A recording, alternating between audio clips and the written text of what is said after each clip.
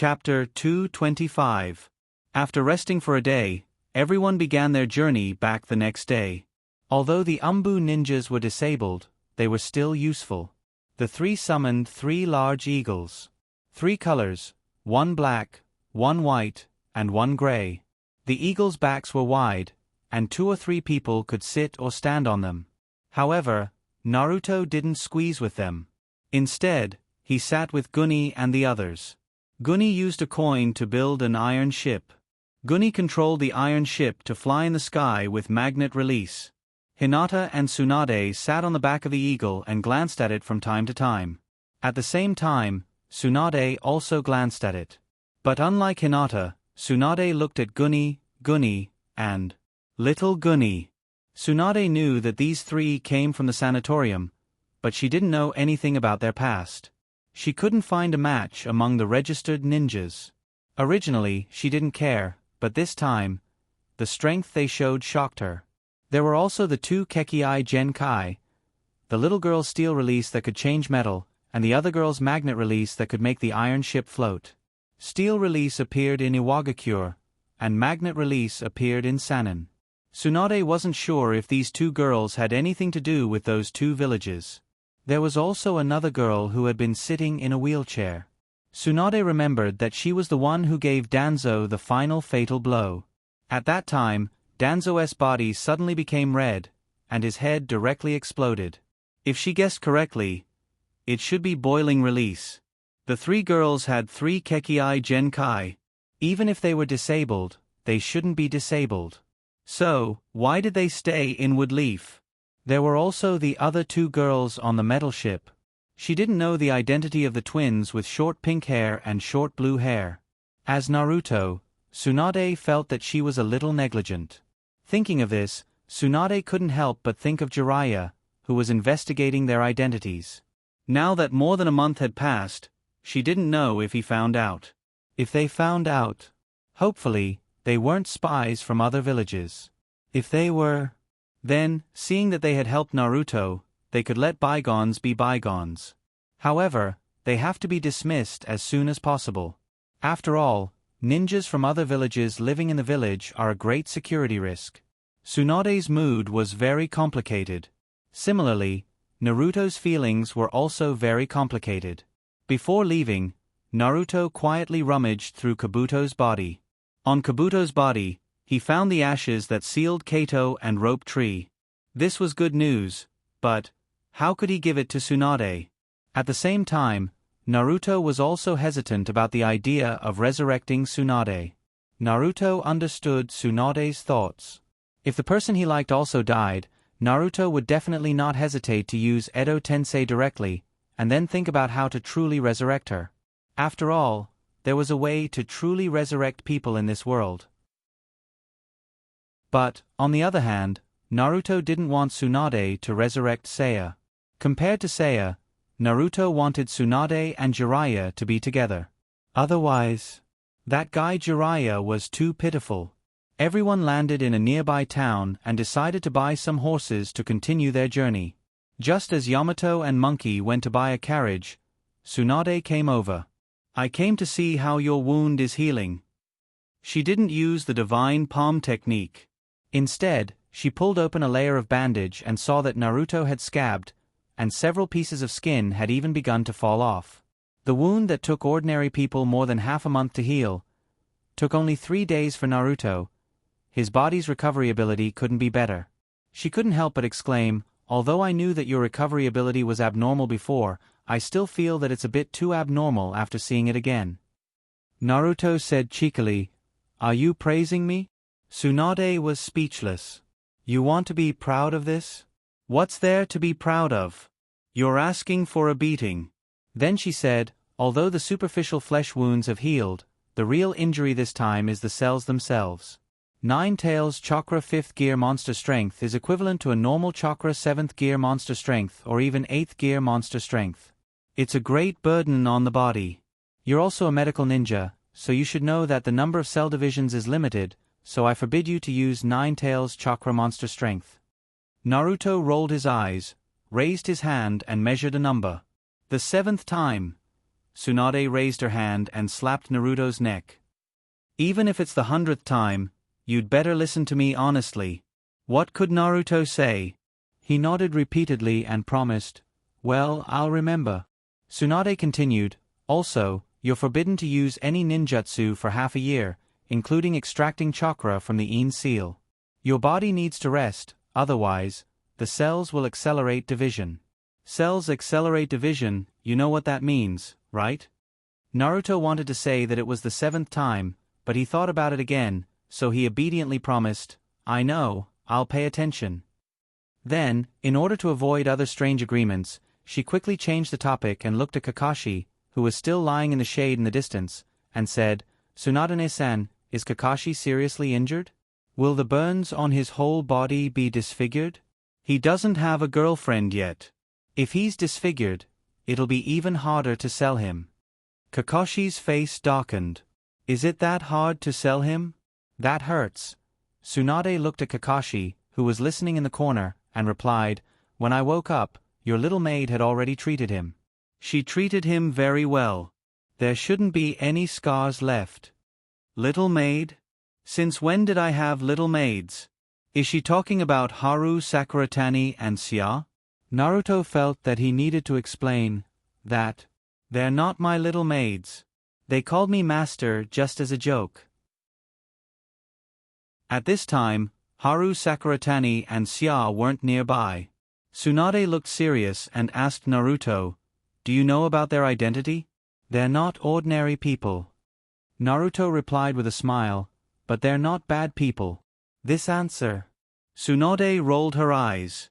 It's a good answer to avoid the important and dwell on the trivial. Naruto hesitated and handed the scroll with the ashes of Kaito and Nobunaga to Tsunade. "By the way, I suddenly remembered that Orochimaru asked me to give this to you." Naruto thought about it and decided to kick the responsibility to Orochimaru. After all, Tsunade couldn't find Orochimaru to ask about this in 3 years. At the same time, whether Tsunade wanted to use Edo Tensei to resurrect these two people or not, Naruto felt that it should be Tsunade's decision. Also, this seemed to be a good way to change the topic. Tsunade frowned and took the scroll. She guessed what was sealed inside, and a hint of excitement flashed in her eyes. At this point, the conversation between the two ended, and Tsunade left with the excuse of going to the bathroom. Was this the right thing to do? If he didn't give this scroll to Tsunade, then she had no other choice. She couldn't resurrect anyone else. But that didn't feel right. And Kaito and Nobunaga's ashes were also very important to Tsunade. Naruto didn't think he was qualified to deal with it in Tsunade's place. It didn't take long for Tsunade to return as usual. Yamato and Monkey also bought 3 carriages, and everyone went back on the road.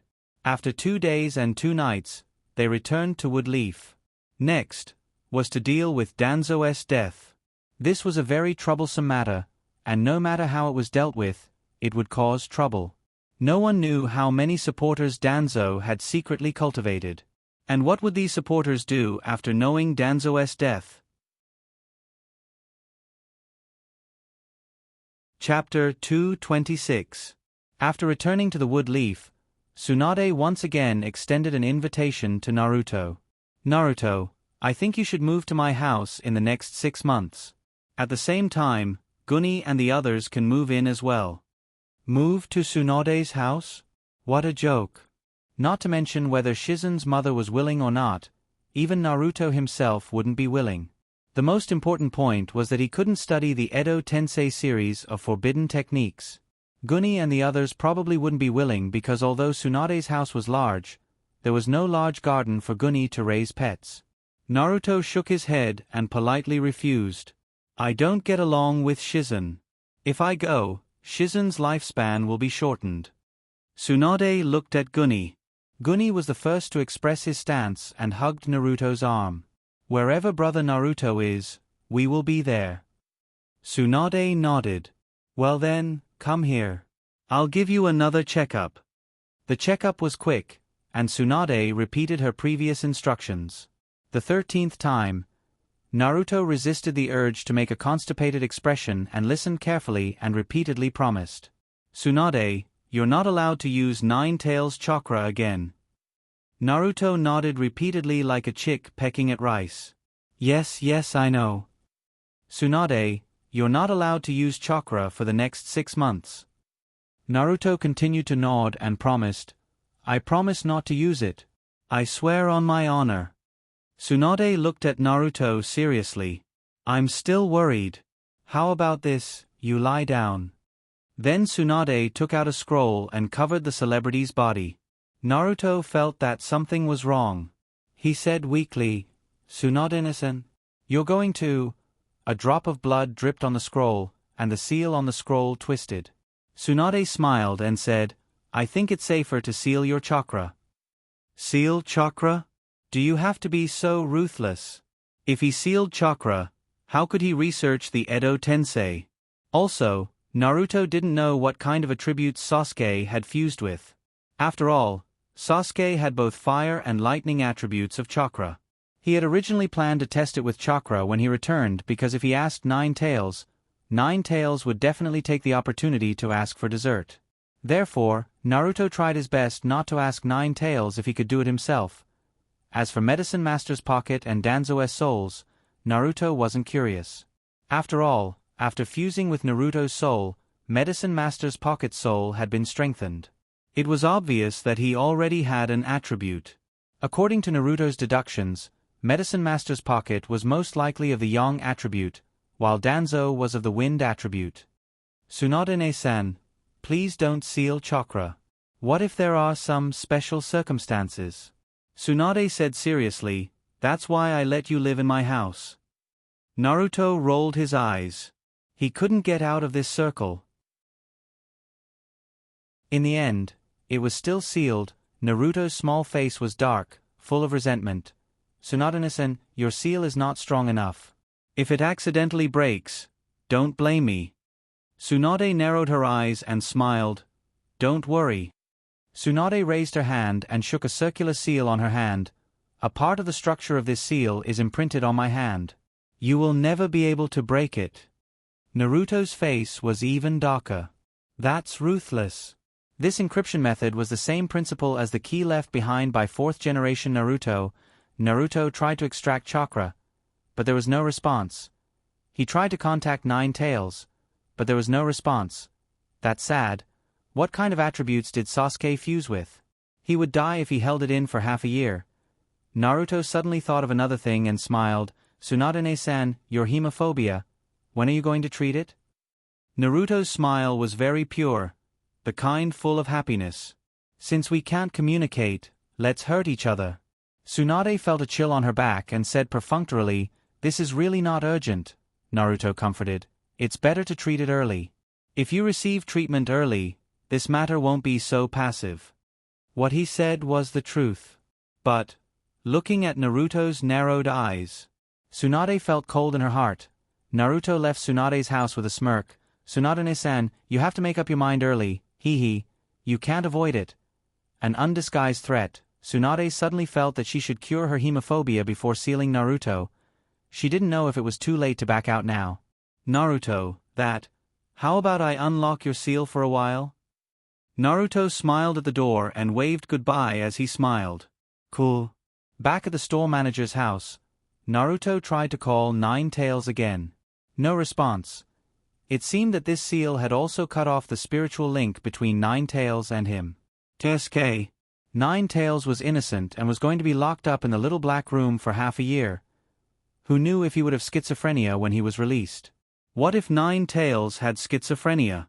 That kind of scene was actually quite funny. But Nine Tails was already schizophrenic, right? 2 Nine Tails with yin and yang attributes. Gunny, I can't use the chakra, and I can't use the Fuinjutsu. I'll change it for you. Before he could finish, Naruto saw Gunny looking at him with tears in his eyes. He looked so pitiful. It looked like he would cry if Naruto didn't give him an upgrade. Although Naruto knew that most of Gunny's tears were fake due to the water attribute chakra, Naruto still couldn't bear to do that. Naruto changed his words. Alright, actually, the modification isn't just about adding runes. I'll make you a super wheelchair that can be used in battle. A wheelchair that can be used in battle? Gunny's eyes lit up. I can sit even in battle in the future? Just thinking about it made him happy. He immediately promised, Master, you're the boss. I'll do whatever you say. Gunny managed to fool him. Then, he promised Gunny to repair his arm. Naruto looked at Gunny. Gunny said considerately, I'm fine. It's just a small part. It won't get in the way. As he spoke, Gunny raised his hand and made a few gestures to show that he could still use his arm. In the end, clack. A finger fell off. Gunny looked at his hand in a daze. He waved his 4 fingers and said, I have at least 4 more fingers. The 4 fingers continued to move. Clack. Another finger fell off. The scene became extremely quiet. Gunny no longer moved his fingers. Instead, he carefully protected them. However, he couldn't stop his fingers from falling off. Clack, clack, clack. In the end, all that was left was a middle finger. Naruto felt particularly mocked. Don't worry. I'll find a way to overcome the difficulty of not having chakra. Naruto looked at Gunny. Gunny felt that the atmosphere wasn't right. He shut his mouth in fear and didn't say anything. Naruto rubbed Gunny's little head. Let's go. I'll take you to steal a pet now. Steal a pet? Yep. Naruto decided to go to exam room 44 and steal Rolling Stone. In any case, the confused mother bear didn't even know if she had one more or one less child. At the same time, Jiraiya, who was collecting information in the land of Earth, received news of Danzo's death. Danzo failed to murder Naruto and was killed by 5th Naruto. Chakra on Jiraiya's body suddenly went berserk. Although it was only a short line of words, the danger in it was as chilling as a sword to the throat. Jiraiya's face was unusually cold. He gritted his teeth, and the muscles on his face bulged. He gritted his teeth and spat out 2 words. You're courting death. Chapter 227. No one in Woodleaf knew that Naruto had killed Danzo except for the people involved. Because on the way back, Tsunade had unified everyone's statements. She was the one who killed Danzo. Of course, she did this to protect Naruto. Naruto originally had some opinions about this, saying that he wasn't afraid. If Danzo's supporters found him, he would fight back. However, after chakra was sealed, he didn't have any opinions. However, this didn't mean that Naruto would submit to Tsunade's power. Although his chakra was sealed, Naruto came up with a new way to use chakra. That way, he could control other people's bodies through a deep spiritual connection. A deep spiritual connection required a very high level of trust. Fortunately, Naruto didn't lack such people around him. Big Gunny, Little Gunny, and Haru were all willing to establish a deep spiritual connection with Naruto. And so, Naruto successfully upgraded Gunny's wheelchair by controlling her body. However, Gunny said that Naruto promised to make her a wheelchair that could be used in battle. Naruto felt his liver hurt. As for Big Gunny's broken arm, it was troublesome. Naruto had to find a medical ninja to remove the prosthetic arm and put it back on because the chakra was connected to it. Of course, the candidate was Hana Fujita. At the same time, when Naruto asked Hana Fujita for help, he learned that Kakashi actually confessed to Hana Fujita because of his injury. Hana Fujita was currently considering it. In the hospital, Hana Fujita connected Big Gunny's repaired prosthetic arm with the chakra again. Chakra wasn't the only prosthetic arm. Big Gunny, for example, had a brace on her shoulder, which was used to physically fix the prosthetic arm. Chakra only connected the meridians to the prosthetic arm. At the same time, the talisman seal assisted the chakra's flow. This was the general situation of artificial limbs at this stage. It's been installed. Naruto, have you been researching new things recently? Why don't I stay at your place for a while? Don't worry, I'll bring my own food expenses. Food expenses? What kind of joke was that? Oh. Now that he thought about it, the last time Gurney and the others came to the store manager's house, Naruto said that he wouldn't accept anyone else. At that time, he seemed to have mentioned food expenses. Naruto waved his hand. How could I possibly charge you for food? Hua Yufeng said happily, so that means you agree? Naruto looked at Haniwe with a smile. In the past, when Naruto was researching new things, Haniwe was very interested, but she wasn't interested in learning the great Tao by Naruto's side. Then, the only possibility now was to hide from Kakashi. Haniwe-sensei, although I don't like Kakashi, since he always uses force on me, but Kakashi is still a good choice. Hanyu's face flushed red when Naruto saw through her. It was rare for her to act like a girl. Tsunade also said the same thing. Could it be that she and Kakashi were really a good match? They weren't. She hated ninjas the most. Haniwe shook off the doubts in her heart, but she couldn't help but have that thought again. Naruto obviously saw Hanyu's hesitation, so he helped her. Haniwe-sensei, let me ask you, Kakashi is not bad-looking, right? Although he has a long scar on his face, he's not ugly, right? Haniwe thought for a moment and nodded. I think he's okay. I don't have any special requirements for appearance. A woman who doesn't have any requirements for appearance? What a good woman. Naruto remembered someone saying that 85% of women were visual creatures, 14% were forced to submit due to circumstances, and the last 1% was true love. It was even rarer than a panda. Kakashi and Haniwe-sensei were indeed a good match. Naruto continued, Kakashi also has a huge advantage. Do you want to hear it, Haniwe-sensei? I guarantee that you'll laugh after hearing it. If you laugh, it means that you agree, and it means that they're really a good match. Hanayu's curiosity was piqued, and she asked, What is it? Naruto chuckled. He's stupid and has too much money. His parents died. Pfft. Haniwe laughed. Big Gunny wanted to laugh, but he held it in. Naruto secretly gave Big Gunny a thumbs up. Then he left with Big Gunny. Think about it carefully, Haniwe-sensei. I'll be leaving first. After leaving the hospital, Big Gunny looked at Naruto in surprise. I didn't expect you to be a matchmaker. Naruto said proudly, with my IQ and EQ, there's nothing I can't do. Big Gunny replied casually, you can't get pregnant. You can't have children. Naruto's little face darkened, and he admitted defeat. That's really... I can't do it, but I can make others pregnant. Then, he became proud again. This time, it was Big Gunny's turn to be shocked. The two returned to the store manager's house, and Naruto fiddled with the new prosthetic limbs. This was what he would do next. He would continue to optimize the combat prosthetic limbs, and then experiment.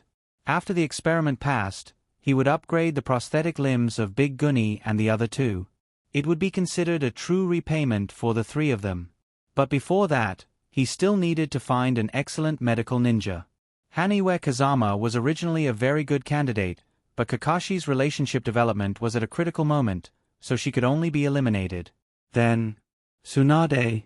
It would definitely be cool to have Naruto as his assistant, and Naruto believed that Tsunade would agree. But because of Danzo's death, Tsunade had a lot of things to do recently, so it was better not to add to the trouble. Then, mute. Naruto shook his head, and finally thought of a good candidate. His junior apprentice sister Sakura Haruno. He wondered how she was doing with the hammer recently. If it was good. Sakura Haruno could also help him forge some parts or something. As he thought about it, Naruto thought of another thing. Since he could use sealing techniques by controlling other people's bodies, then, could he use other people's bodies to use Edo Tensei? Naruto's gaze turned to the girls in the house. Little Gunny was hugging Rolling Stone, and she liked it very much. Little Gunny wasn't suitable, after all. Edo Tensei was a bit evil, and Little Gunny was still young. Big Gunny. Big Gunny was mature and steady, but his arms were prosthetic, so he couldn't form hand seals. Gunny. This girl was a bit jumpy, so her mental endurance should be off the charts. It seemed feasible. As for Haru Sakuratani and Natsuya Sakuragi, it was impossible for them to stay by his side all the time. So although he trusted them, the fewer people who knew about Edo Tensei, the better.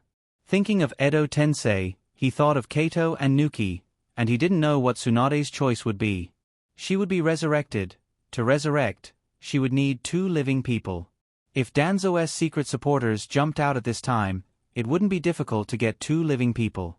Or would Tsunade use would leaf to resurrect the people in the dungeon? After thinking about it, Naruto still felt that Tsunade and Jiraiya were more suitable. Unfortunately, Jiraiya wasn't in the village. If Jiraiya came back before Tsunade resurrected those 2 people, he could try to help change Tsunade's mind. What a pity. Perhaps this was fate. Jiraiya was destined to be unloved. At the same time, Naruto didn't know that Jiraiya was rushing to Woodleaf. Toadashi! Run faster! Toadashi, a big toad wearing a necklace with the word loyalty on it. He had dark blue patterns, wrapped in bandages, and his movements were very vigorous. Roger!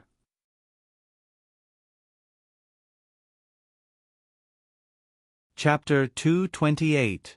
Sakura Haruno was summoned to the store manager's house by Naruto. Naruto, as her senior apprentice brother, began to question his junior apprentice sister. Have you been practicing blacksmithing recently? Haruno Sakura answered honestly, I'm doing it every day. So hardworking. That's great. I'll have another free laborer in the future. Then, have you been studying sealing techniques? Sakura Haruno made a sad face. You're not asking me to memorize the incantation dictionary, are you? I really can't memorize that. Naruto said kindly, I won't ask you something so difficult, but the incantation dictionary is really useful. Memorizing it will definitely benefit you a lot. Sakura Haruno's mouth twitched. Because of memorizing the dictionary, she went to the sealing class and asked a senpai about how to memorize the incantation dictionary. As a result, she was treated as an idiot. Then, have you improved in medical ninjutsu? Can you use the chakra scalpel? And the chakra line? Sakura Haruno shook her head like a rattle drum. She also asked many people about medical ninjutsu, and many people were amazed by her rapid improvement. Of course, Hwayue-sensei was an exception. Hwayue-sensei and Naruto had been together for too long, and her values had already collapsed. Then your improvement in the past few days is very little. Naruto shook his head in dissatisfaction. Sakura Haruno felt terrible. Tsunade left the village for a week, and she studied by herself. What kind of improvement did she need? Naruto, you said that Tsunade-sensei wanted me to come here. Then why did Tsunade-sensei ask me to come here? Sakura Haruno decided to take the initiative to change the topic from her learning progress. Otherwise, it would be too hurtful. Naruto slammed the table and said in surprise, That's a good question. Then he grinned. Tsunade-san has been very busy recently. I'm afraid that she won't have time to teach you in the next month or even a few months, so she specially asked me to teach you. Was this the truth? Tsunade was really busy. She was so busy that she didn't have time to teach Sakura Haruno. It was true that Tsunade did ask Naruto to teach Sakura Haruno how to use the sledgehammer to temper her body. But, as for other things like medical ninjutsu and sealing techniques, Tsunade knew that if Naruto was willing to teach her, she would be willing to pass the responsibility to him. When Sakura Haruno heard Naruto's words, she obediently replied, Oh. Without a doubt, Sakura Haruno was successfully fooled by Naruto into working for free. However, this was not a bad thing for Sakura Haruno. Naruto controlled her body to carve a glyph array while explaining a few sentences. It could be said that he was teaching by example. Her improvement in 10 minutes was more than what she had improved in a week. Many things that she didn't understand were enlightened one after another. It felt like she was cheating. In terms of medical ninjutsu, Naruto controlled her body to demonstrate how to condense the chakra scalpel and chakra thread. The speed of her improvement was even faster. For the first time, Sakura Haruno realized that learning was such a relaxing and enjoyable thing. At the same time, it was also the first time that she recognized Naruto as her senior apprentice brother. Before she left, She even made a 90-degree bow to Naruto. It was a very formal bow. It was enough to show that Sakura Haruno's respect for Naruto had already been established. After Sakura Haruno left, Naruto looked at the group of people in the room who were having fun. Well, these people were also free labor. He couldn't waste them. Thus, he cleared his throat and asked, "Are you guys interested in learning sealing techniques? It's easy to learn through the mental link." Gurney was surprisingly enthusiastic and was the first to sign up. Me. Gurney was a little hesitant. "Can I learn it with one hand?" Naruto smiled. "Of course. Although some sealing techniques require the use of curses, it's the same without the use of curses." Gurney's eyes lit up. "Then I want to learn it too." Gurney raised his hands. "What about people like me who don't have hands?" Naruto continued, "It's not a problem at all. As long as your hand can hold a pen and inject the chakra thread into it." At this point, Naruto's small class had one more person. "Xia, don't you want to learn it? It's very easy." Xia Zhang brought Naruto a cup of coffee and said in surprise, "Can I learn it too?" Naruto said affirmatively, "Why not?" And so, Naruto's small class had one more person. However, when it came to Haru, Haru refused, saying that she didn't need to learn if Xia learned it. For the first time, Naruto realized that Haru was as lazy as Gurney. Who else could he rope in? Naruto thought of Hinata. He mentally linked with a sparrow and sent over a class notice. When she received Naruto's class notice, Hinata was overjoyed. She was so happy that she didn't fall asleep until late at night. When she woke up the next day, she dressed herself up beautifully. However, when she arrived at the store manager's house and found that the table was filled with people, her mood instantly fell to the bottom. It turned out that Naruto didn't only teach her. The two of them didn't exist. At the same time, Naruto's small class had another student, and that was Big Fatty. Whenever Naruto started a class, Big Fatty would fly over and find its seat at the long table. It would open its eyes wide and listen with a thirst for knowledge. In the beginning, Naruto thought that Big Fatty just wanted to get close to the beauties. However, when he saw Big Fatty successfully use its claws to draw the simplest formation, Naruto's view of the world was refreshed. However, was Big Fatty this smart in the past? Is Big Fatty getting smarter recently? Little Guenai said matter-of-factly, "I use chakra to comb its body every day. It's normal for it to become smarter." Naruto was shocked. Chakra had such an effect. Thus, Naruto thought of the flying butterfly mushroom in his bedroom. Should he bring the butterfly mushroom here and let it listen to the class? As soon as he thought of it, Naruto added another potted plant to his class. However, the little mushroom didn't have any other thoughts other than running away. Naruto tried to establish a mental link with the little mushroom and found that there really were mental waves. Amazing! Naruto's view of the world was refreshed again. However, the little mushroom rejected him and seemed to be very repulsed. Could it be that he was unhappy because he had tied this guy's feet up? Poof! Naruto pulled the little mushroom out of the pot and untied it. The little mushroom stretched its two short legs, and then ran away like a wisp of smoke. "Big Fatty! Get it back!"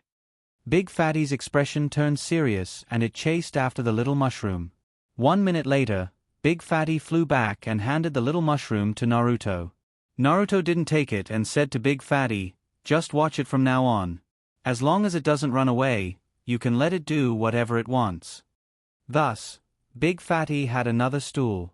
Because the little mushroom would always run away during Naruto's class and disturb Big Fatty's study, Big Fatty poured out the soil in the pot and threw the mushroom into the pot. The little mushroom then sat down on the pot. During the week of Naruto's small class, Naruto would do experiments when he was free. When he needed to use sealing techniques to draw lines, he would randomly pick a student to help him. However, Big Fatty was the one who was picked the most. Everyone had their own things to do and couldn't stay by Naruto's side all the time. Even someone as idle as Guinness had to go to the toilet and sleep in his room at night. And Big Fatty was always on call. Therefore, among Naruto's group of students, the one who learned the most and improved the fastest was Big Fatty. Funny, Big Fatty's position also moved from the end of the table to Naruto's side. A week after Naruto's small class, Naruto once again put forward new design requirements for the combat prosthetic limb. He wanted to make a pair of wings. At the same time, on this day, Jiraiya rushed back to Woodleaf.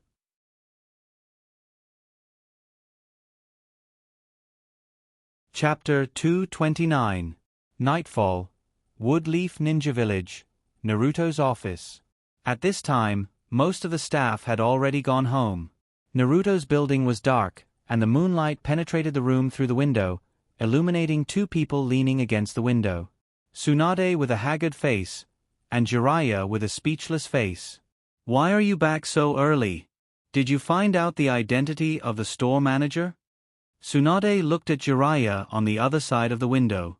Tsunade turned off the light and planned to leave, but Jiraiya jumped in through the window. She was too lazy to fight now.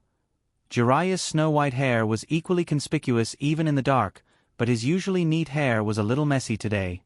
It could be seen that he didn't take care of himself because he was in a hurry.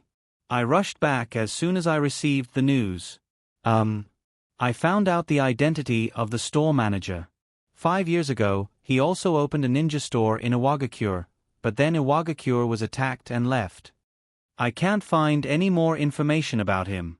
It's like he doesn't exist in this world, or he was erased.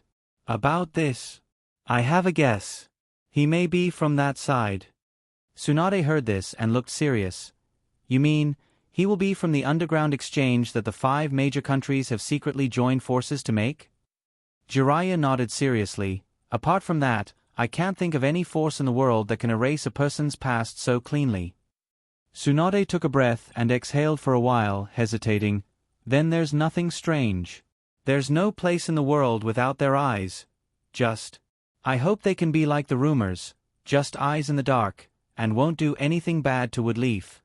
Jiraiya shook his head. "The eyes hidden in the dark are only hidden before receiving orders. If the daimyo of the fire country has orders, then they are not as simple as eyes." Tsunade smiled bitterly. "What can we do? The power of the ninja village makes the daimyo afraid. Their existence is inevitable. Similarly, if those people are out of control, those people in the Land of Fire will also ask us to eliminate those people. As long as we continue to maintain a tacit understanding, we will send them the power of the game between the major countries, and they will send us food and money. Completing the mission. Isn't that the original destiny of a ninja?" In the dark night, the two of them were silent for a while. Jiraiya looked at Tsunade under the moonlight. She was beautiful, and today Tsunade was more soft, making him have an impulse to hug and protect her. However, he would most likely be beaten half to death if he did that. Jiraiya stared at Tsunade's figure under the moonlight for a while. It wasn't until Tsunade looked over that Jiraiya suddenly woke up and said, "That. Did you kill Danzo?" Tsunade nodded. Jiraiya licked his lower lip and said, "Good kill. Do you want to find a place to drink?" Tsunade sighed. "Let's call it a day.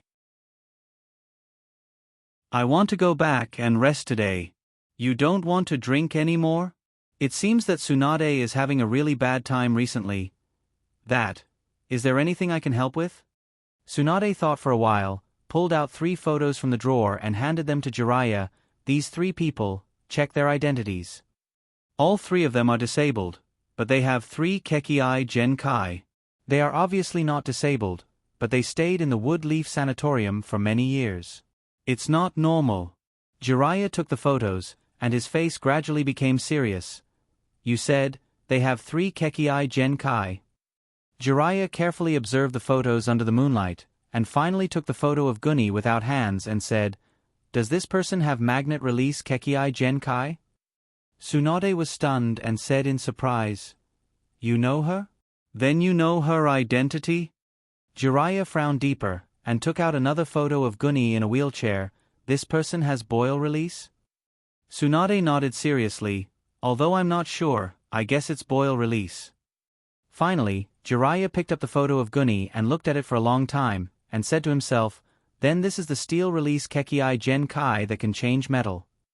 Tsunade nodded again. Jiraiya continued to look at the photo in disbelief. Is this a photo of her now? Tsunade came over. What's the problem? Jiraiya took a deep breath. There's a big problem. She shouldn't be so young. These three people are triplets, so they should be the same age. Triplets? Tsunade was shocked, and she took the photo again to compare. Guni and Guni looked almost the same, but there was a big difference in temperament. Guni looked more like their younger sister when she was a child.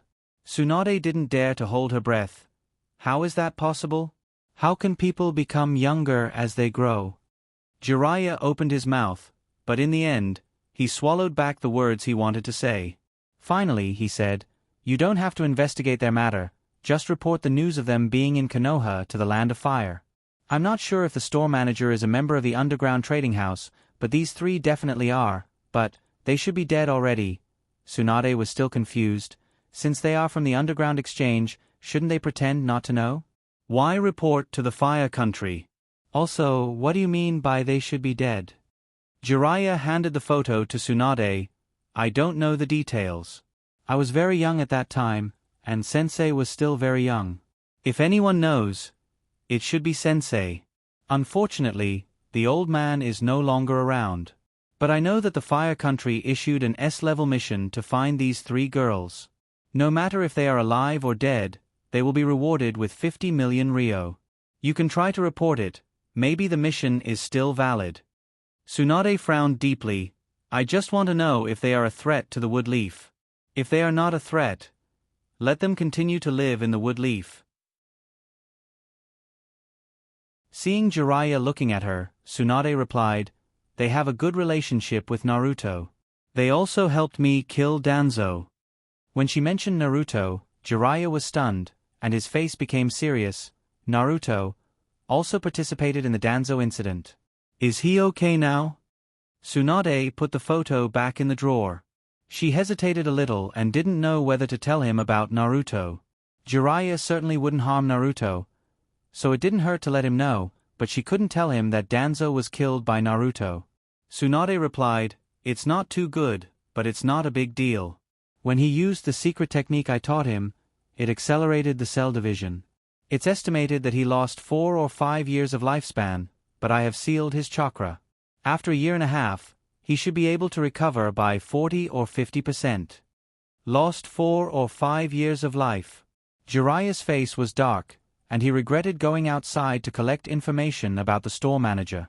If he was there, then this wouldn't have happened. Well, he would never let this happen.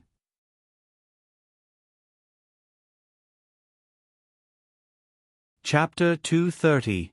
The next day, Jiraiya went to find Naruto. He came to see Naruto. It was Xia who opened the door. Excuse me, what can I do for you? Xiaobin asked politely. Xiaobin was a little beauty with a peach-like face, big eyes, and short blue hair. And a maid dress that made people's imagination run wild. Jiraiya liked beautiful women the most, but he liked hot women more. I'm here to see Naruto. Xia turned sideways. Then please come in. Coming into the house, Jiraiya glanced around, looking at the rich decoration, blinked his mouth, and sighed in his heart. Naruto, this guy is living a good life. It's very different from the last time I saw him. Would you like tea or coffee? Xia took Jiraiya to the living room. Today, Jiraiya came early, and many people were not awake yet. The living room, which used to be lively, was a little empty. Jiraiya smiled and said, No need to trouble yourself, I just came to see Naruto.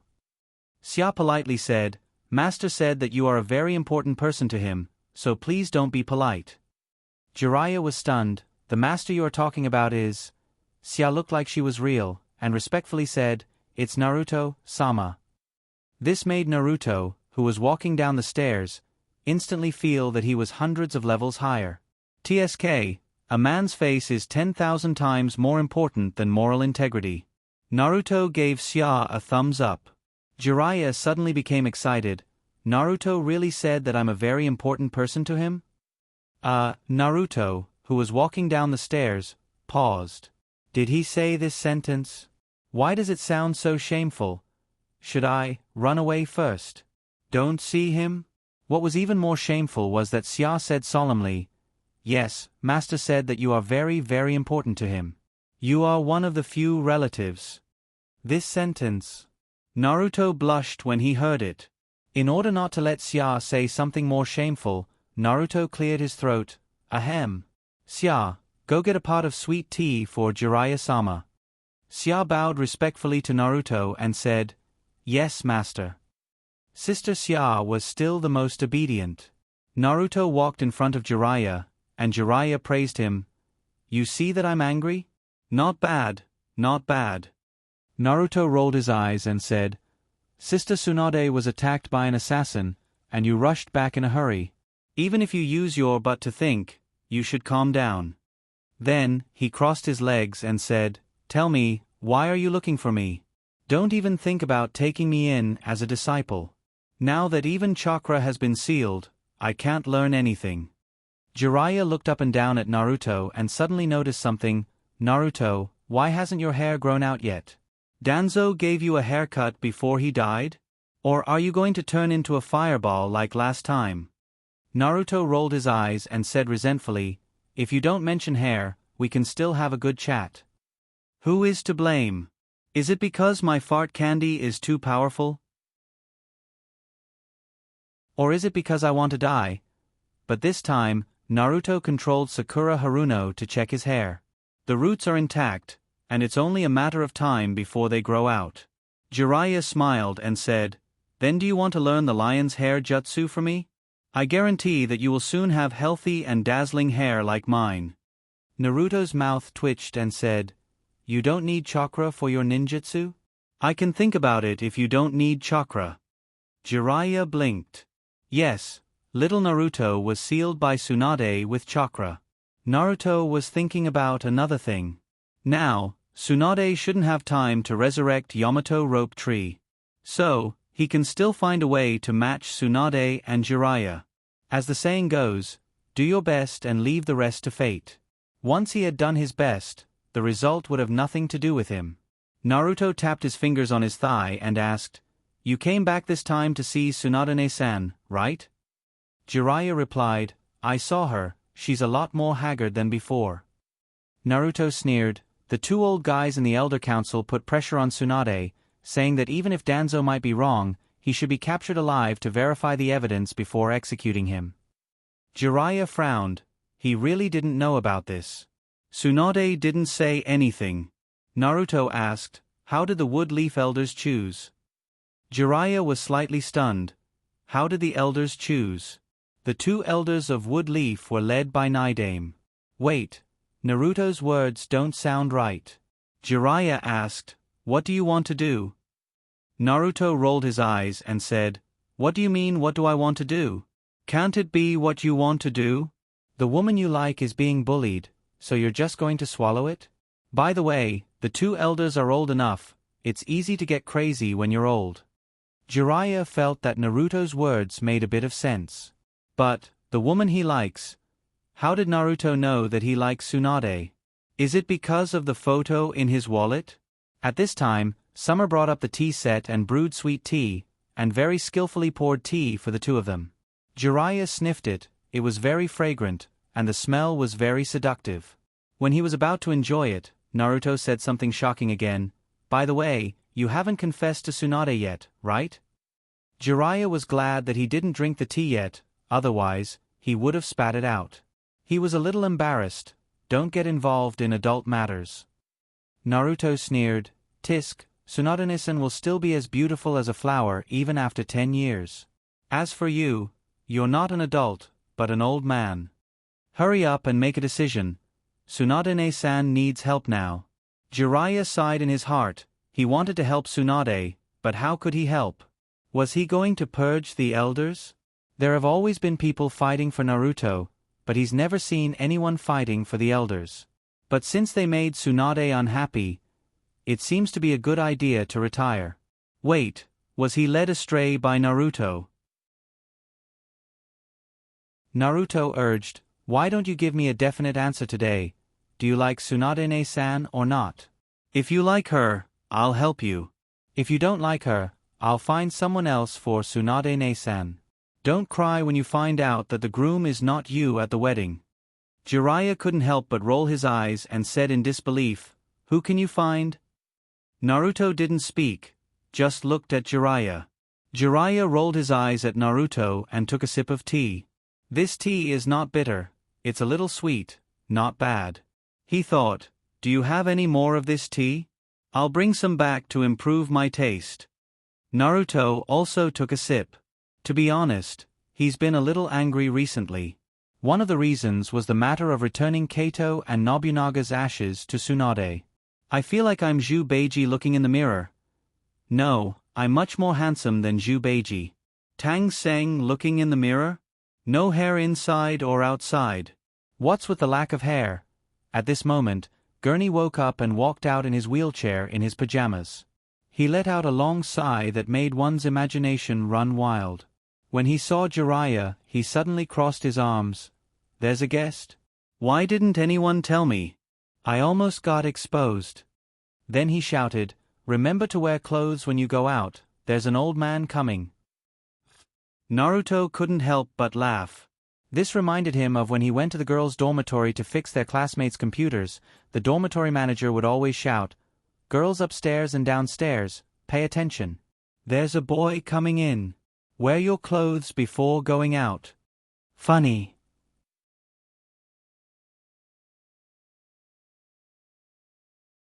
Chapter 231. As the sun gradually warmed up, the Lolas got up one after another, and the living room was shrouded in a burst of chatter. Who's using my fruit-flavored toothpaste? I can't find my toothpaste. Little Gunny said. She soon found that no one was using her fruit-flavored toothpaste. It was just that they bought a new toothpaste box yesterday, so it was funny. Gunny, that's my towel. You're using it to wipe your feet. Big Gunny roared, which was rare today. Gunny looked at the towel in her hand in confusion and asked, is this your towel? I've been using it to wipe my feet every day for a week now. Pfft. Naruto laughed unkindly. However, Gunny's feet were prosthetic, so it didn't matter if she wiped her feet. When the girls got up and washed up happily, the girls' pets also joined them one by one. Their washrooms were connected, which was newly remodeled in the past few days. There were a total of 6 bathrooms facing each other. Currently, 3 of them were in use. Dapami skillfully squeezed toothpaste with a toothbrush and brushed his teeth in front of the mirror. There was also a 5-meter-long string in his hand, and on the other side of the string was Shiitake Butterfly, which was photosynthesizing under the sun. Shiitake Butterfly, warm. Next to Dapami, Naughty Snake was more thorough. He used his tail to adjust the water temperature, then plugged the leak and took a comfortable bath. Does Snake need to adjust the water temperature? Naughty Snake has been acting weird lately. On the other side, Rolling, who had just joined in the past few days, was squeezing toothpaste with great effort. The foil sealing the toothpaste was not torn off, and under the force of the force, the foil broke and sprayed all over Dapami's body. Dapami raised his wings and touched his back. He felt a handful of toothpaste, stared at the smiling Tough, and then imitated Naughty Snake to take a bath. Rolling picked up the toothbrush, squeezed half of the toothpaste on himself, and began to brush his teeth. As for the long toothpaste on the ground, it was left for the people who saw it to clean it up, such as Xia and Little Gunny. The store manager's house suddenly became noisy. Jiraiya tasted the sweet tea and glanced at the girls. There was a bit of vigilance and a bit of curiosity in his eyes. However, he didn't say anything. After finishing the tea, he put down the teacup and said, I think I should go. Naruto said politely, Are you in such a hurry? You can stay for breakfast. Then Jiraiya sat down again. Breakfast? Let's have breakfast then. Naruto. After breakfast, Hinata and Sakura Haruno actually came together. And so, Naruto's class began. Before Jiraiya left, he was invited to listen. Unlike the 3 girls living in the store manager's house, Hinata and Sakura Haruno were a little nervous when they learned that Jiraiya, one of the Sannin, was also listening. On the contrary, Big Fatty's performance was as good as ever. Furthermore, he was the first to complete Naruto's mission. Using his body as the base, he drew the talisman array. He pressed his hand on the table, and a talisman line left his body and swam out with his mind. This was the move Naruto used to invade the barrier system. Because it was practical, it was popularized. Jiraiya looked at Dabi, dumbfounded. Dabi didn't care about being one of the Sannin. He glanced at Jiraiya contemptuously. There was no doubt that he was proud of himself. In fact, he was indeed proud of himself. His learning speed was, to some extent, not much different from Naruto's self-study. The difference was that Naruto was self-studying, while Dabi had a teacher who could be called a textbook. After that, Naruto began to establish mental link tutoring one by one. When everyone was done, today's learning phase was over and they entered the auxiliary research and development phase. In this phase, Naruto took the lead. Everyone cooperated, and Naruto would say a few words when they encountered knowledge points. But the main focus was the research and development of new combat prosthetics. There were a total of 3 projects. A pair of hands stuffed with a lot of sand gold was prepared for Dabi. A pair of legs that didn't have any special features so far was Dabi's. 1 hand and 1 foot were Dabi's. The first project was nearing the end and entering the practical stage, but there was still a problem that hadn't been solved yet. Because of the sand gold, the hands were too heavy. Leave half of the amount of sand gold. No, leave 1/10. The rest of the sand gold is stored in the storage rune. The arms were lighter, but there was no storage rune engraved on the arms. Naruto's solution was to add another pair of wings. Dabi said, "Wings are useless to me. I can control the sand gold to lift myself up and achieve the purpose of flight." Naruto shook his head and said, "No, not to mention that it's too slow. I'm going to divide the wings behind you into 2 functions. The first is defense. It's a defense that wraps around a single person." With that said, Naruto took out a blueprint and said, "This is the structural diagram I drew. When the wings are combined, they will be wrapped into a ball. A perfect ball has strong endurance. This is defense. The second is the second flight state." With that said, Naruto took out another blueprint and passed it around for everyone to read. Naruto explained, "The second flight state is divided into 2 steps, the normal flight state and the high-speed flight state. There's nothing much to say about the normal flight state. It's just like the chakra armor that I wore before. In the high-speed flight state, you need to fly to above 50 meters in the air first. Then, the wings will solidify and fly using chakra's jet. This was actually the principle of a jet. This way, the storage rune array can be drawn on the back of the wings." Dabi's eyes lit up when he saw the wings. "I've decided, I don't want a wheelchair anymore." Then, he said in a coquettish voice, "Master, give me a pair of wings like this too." Naruto rolled his eyes and said, "I haven't figured it out yet." Dabi immediately said, "With Master's great talent, it's only a matter of time before you figure it out. I want one too. And it has the bloodline limit of the boiling escape. It's very suitable for this high-speed flight idea." What he said was true. Naruto nodded and said, "Don't worry, there's no need to rush. There are still many unsolved problems with this idea. If I give it to you, your boiling escape will be very suitable. But at the same time, the calculation results show that the weight of this pair of wings will be no less than 1,000 kilograms. This weight can be ignored by Dabi's magnetic release, but it's a big problem for you." Dabi's face was filled with disappointment. Then what should I do? I also want such a cool pair of wings first." Naruto waved his hand. "Your wings are designed to be light and portable." I haven't designed it yet. Let's do it one by one first." Naruto's idea was very novel to everyone. Of course, the most shocked one was Jiraiya. During the break, Jiraiya called Naruto out of the room alone. He said seriously, "Do you know what you're doing right now?" Naruto rolled his eyes and said, "Don't worry, I'll report to Tsunade-san about what I'm doing. So far, everything I've researched has been approved." Jiraiya choked, then continued, "But those 3 people are not trustworthy. Do you know their identities?" What a pain in the ass question. Tsunade also asked this question. But looking at Jiraiya's eyes, Naruto noticed something different. Did you find out their identities?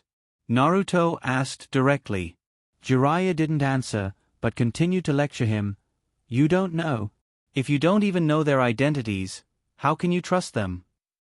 Naruto took a deep breath and replied, no matter what their identities were in the past, they are now partners that I can trust. Jiraiya scolded, naive. The two were silent for a moment, then Jiraiya adjusted his mood and apologized. I shouldn't have yelled at you. I can understand your trust in them, but trust is not something that can be easily obtained. False trust will cost you your life. Jiraiya's words were not wrong. Naruto understood. He changed the topic. Then we can find Tsunade-san to have dinner together tonight, and then we can discuss it together. Jiraiya breathed a sigh of relief. He was most afraid of Naruto's stubbornness. He nodded and said goodbye. Okay, then I'll go first. See you tonight. Naruto stood in place, looking at Jiraiya's departing figure for a long time. Several maidservants came over, and Hinata asked, What's wrong? Naruto didn't hide his thoughts. As our research continues to deepen, the level of interest involved will be greater, and the more people will be affected. Today, there's Jiraiya. Tomorrow, even daimyo will be involved. Hinata blinked. Is it that serious? Naruto said confidently, when it comes to the sensitive level of weaponry, no matter how small the research is, it will be very big. What's more, the things we research are not small. Hinata was worried. Then what should we do? Should we stop the research? Naruto shook his head. Life is too boring if we don't research. We still have to continue the research, but we have to do it secretly.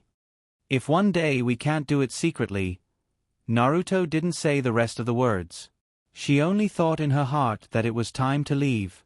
Thinking of this, Naruto thought of Orochimaru. Once upon a time, Orochimaru should have encountered the same choice as him. Right, Orochimaru also gave him a scroll that recorded the laboratory. Well, I have to look for it when I have time. Maybe it will come in handy. But finding the laboratory and how to cover it is also a problem. As a human pillar force, he is still very special in the village. Using the clone escape technique? What a joke. His chakra is sealed right now. What the hell?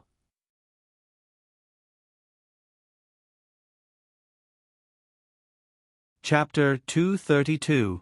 That night, Naruto invited Tsunade and Jiraiya to eat barbecue, and then, he drugged Jiraiya's drink.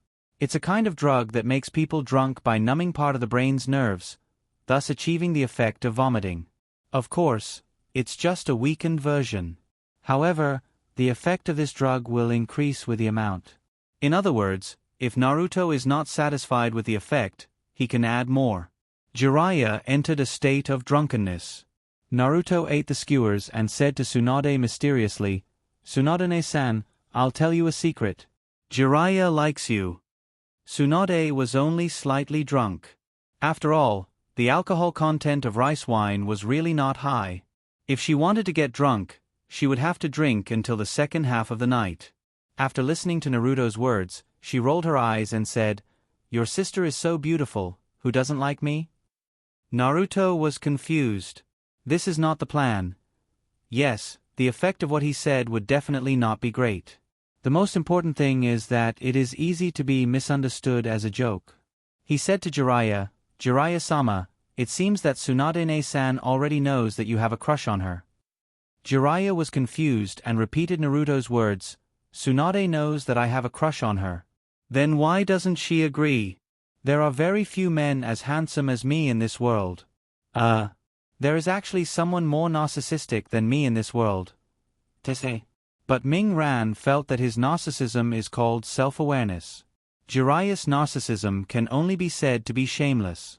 Tsunade listened to Jiraiya's words and mocked him. Naruto listened to the conversation between the two and felt a headache. One was drunk and the other thought that the other was deliberately joking, so she was calm. Naruto thought about it and picked up the wine pot that was poured for Jiraiya and filled Tsunade's cup. Since the effect of one person is not good, 2 people is good. 5 minutes later, after Tsunade also dizzily entered the state, Naruto asked Tsunade, "Tsunade-san, if Jiraiya confesses to you, will you agree?" Tsunade rolled her eyes at Naruto like a sloth and said, "He likes me. Then why didn't he confess? How would I know if he didn't tell me?" Huh? What kind of answer is this? It doesn't match up with my question, does it? Naruto turned to Jiraiya and said, "Tsunade-san wants to hear your confession."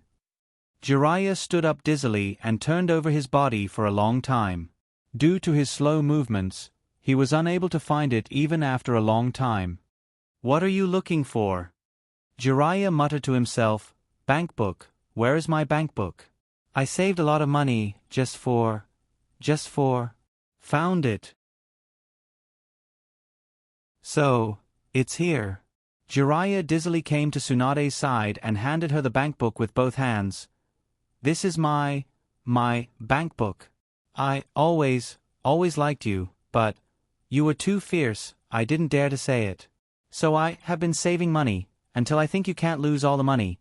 Then I will confess to you." Tsunade drunkenly took Jiraiya's bank book and counted 1 0, 2 zeros, 3 zeros, 4, 5, 5, 5. Naruto looked confused.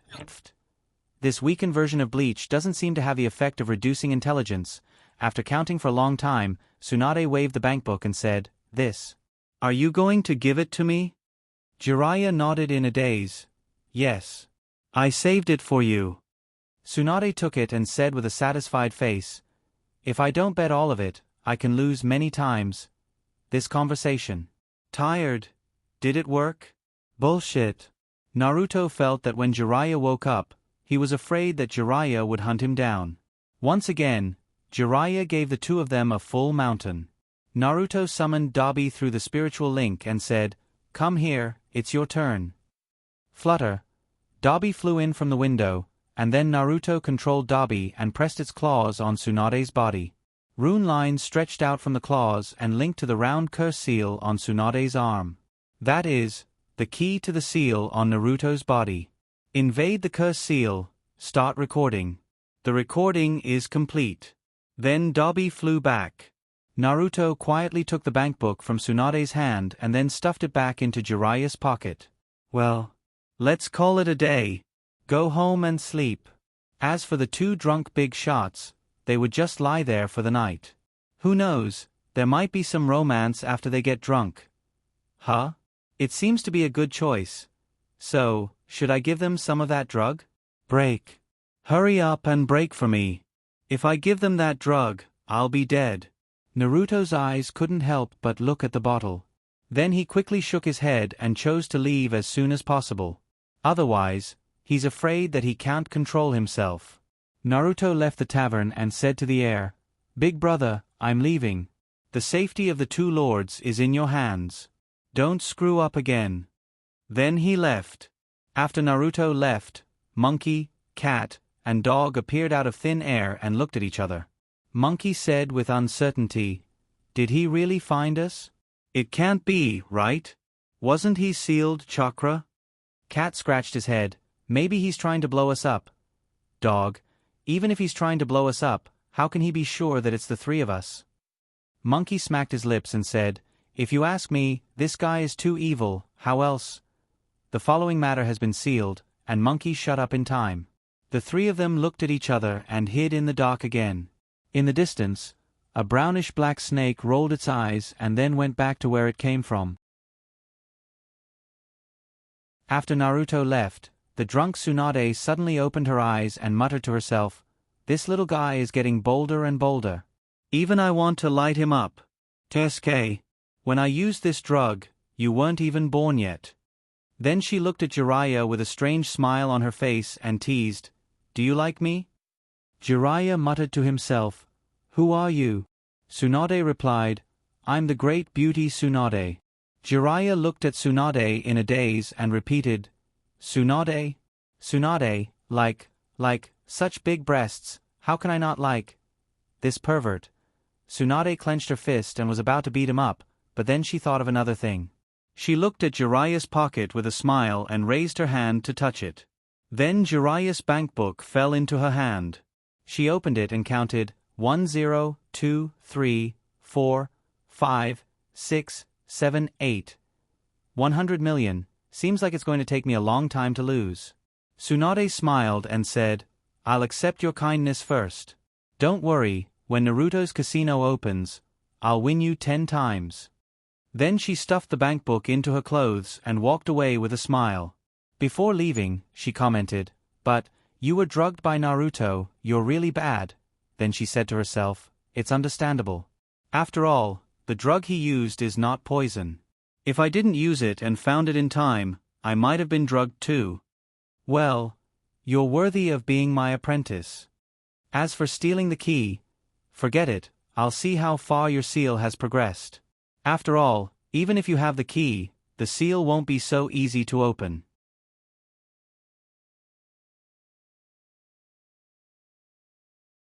Chapter 233. Naruto didn't know how Tsunade and Jiraiya were progressing. He had tried his best, and he had to think of a way.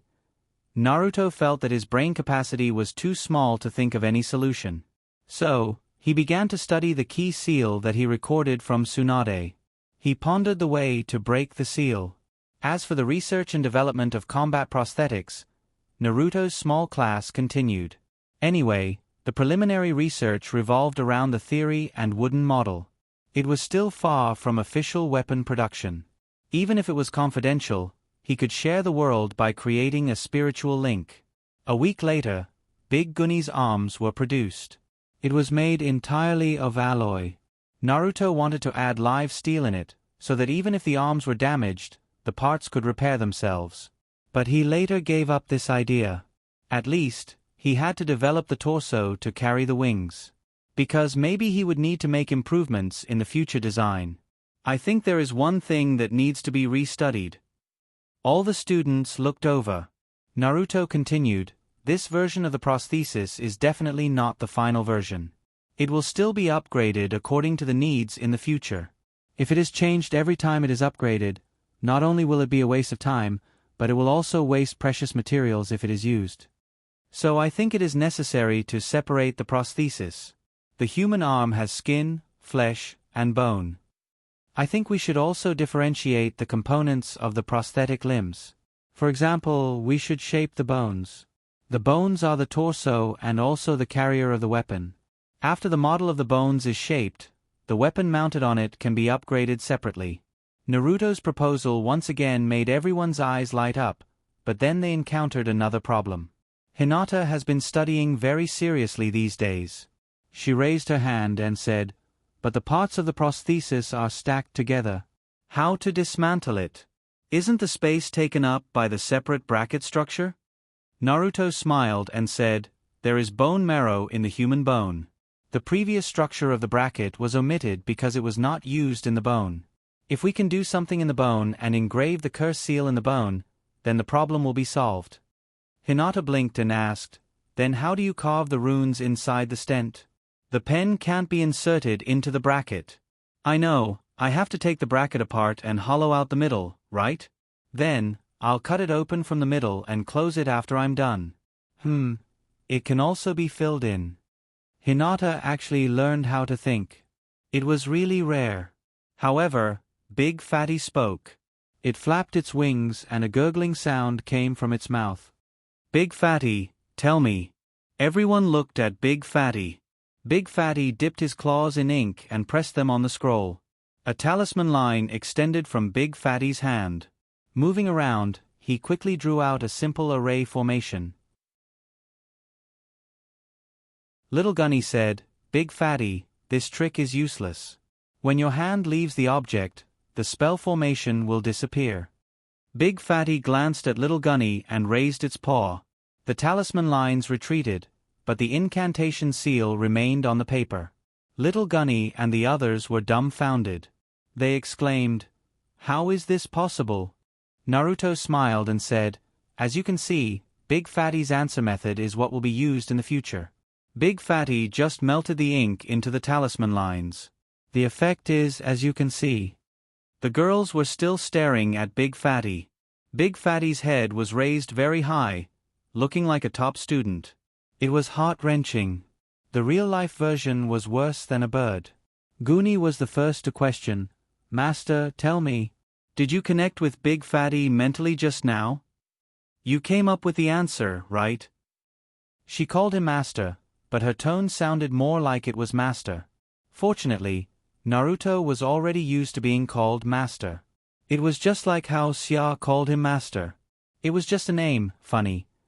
In fact, in Naruto's heart, he still had the idea of having a warm and obedient little maid. Or rather, it was more appropriate to say that he wished for it. When the time comes, the little maid will obediently massage his legs, rub his shoulders, and warm his bed. It's funny. If I say that I used a mental connection to control Big Fatty to answer, and it will make you feel better, it's okay. The girls pouted. Bad students hated top students the most. Why don't I discuss with Xia about making a bird meat feast for tomorrow's meal? Resentment. Jealousy. The girls' souls had already begun to distort. I have another idea about drawing the incantation seal on the bone. When the talisman lines are fused with this special ink will have the property of being semi-material. In other words, it can penetrate ordinary metal materials and leave the incantation seal on the metal. With this property, if we can upgrade the incantation seal from the existing two-dimensional space to three-dimensional space, then we can inscribe more incantations with the same volume. Little Gunny was dumbfounded. What is two-dimensional? What is three-dimensional? How can it be upgraded from two-dimensional to three-dimensional? Naruto raised his hand and imitated Big Fatty without using a brush. He directly dipped his hand in the ink and drew a horizontal line, saying, "This line is one-dimensional. In this line, there are only two directions, front and back." Then, he drew a vertical line vertically. This vertical line is also one-dimensional, but when the two one-dimensional lines are combined, it becomes two-dimensional. In this world, there are not only front and back, but also left and right. To be three-dimensional, we need to add a vertical line on the basis of the two. Just like the space we live in, there are not only front and back, left and right, but also up and down. To put it simply, a dot becomes a line. The line is one-dimensional, the line becomes a surface, the surface is two-dimensional, the surface becomes a body, and the body is three-dimensional.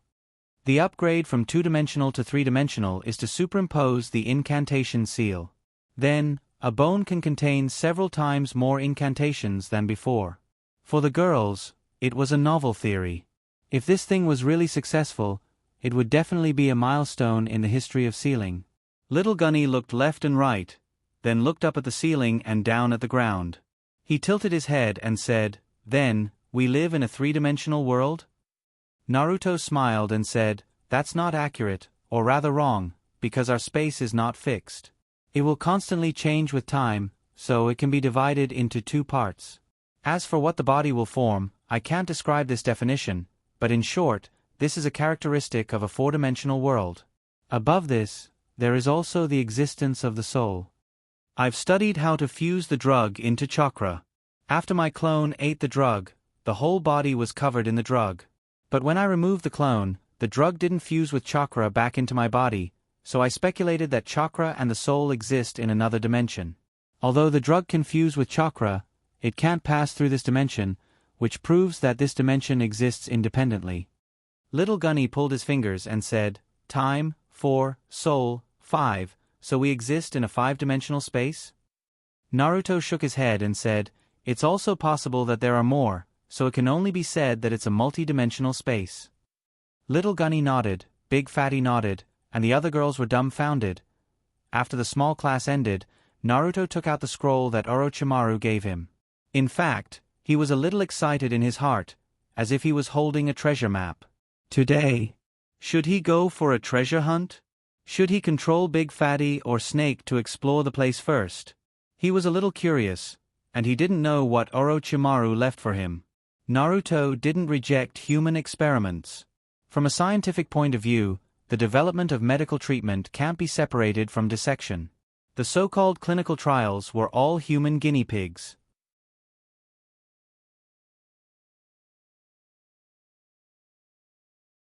Chapter 234. In the evening, Dabi flew to the outskirts of Konoha, followed by Naboo.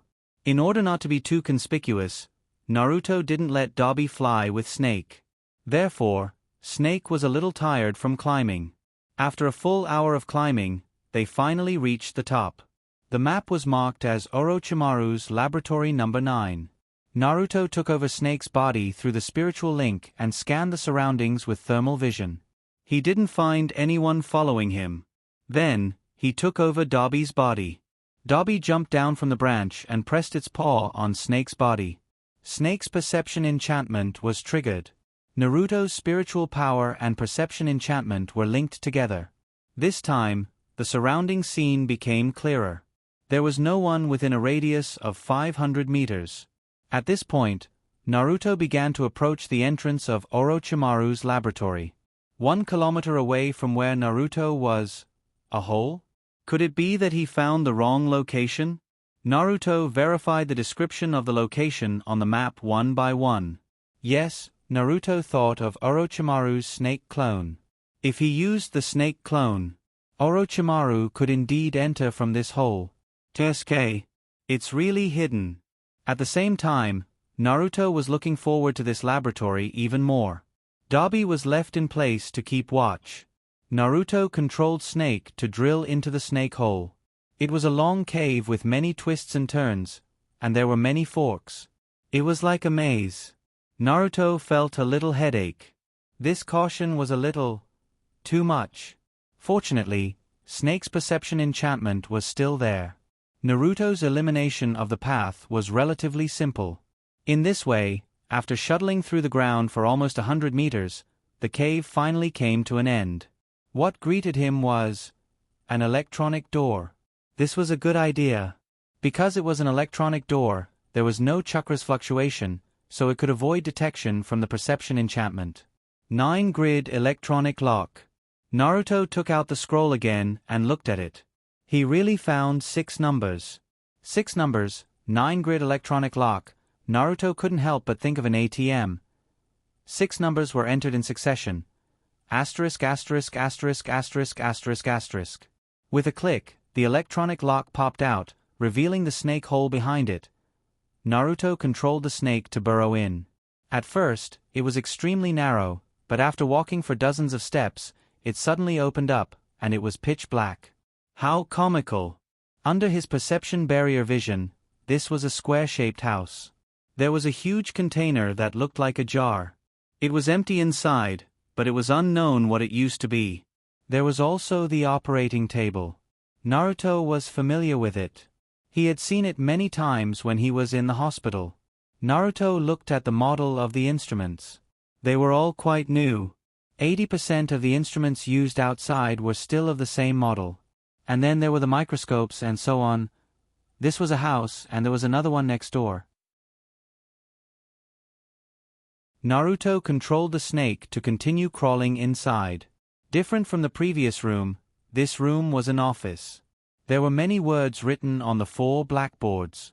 At first glance, Naruto understood a few of them. One of them was a drawing of a human body, dissection. Next to it was a record of chakra and the body. Why does it seem a little familiar? Naruto looked at it carefully. Wasn't this part of the summary that Tsunade gave him about chakra's explosiveness 10 times? Then, did Orochimaru steal Tsunade's theory, or did the two of them discuss this? It seemed to be possible. His gaze fell on the other blackboards. Naruto saw the process of embryo development and plant growth. Naruto shifted his gaze from the blackboard to the information on the table. The cover of a custom-made thread-bound book blinded Naruto's titanium alloy dog eyes. Cyborg plan. Naruto thought of 2 words. Cloning. The pages of the book were flipped open, and hundreds of pages were piled up together. Naruto really couldn't see what was written on it. He could only scan it page by page.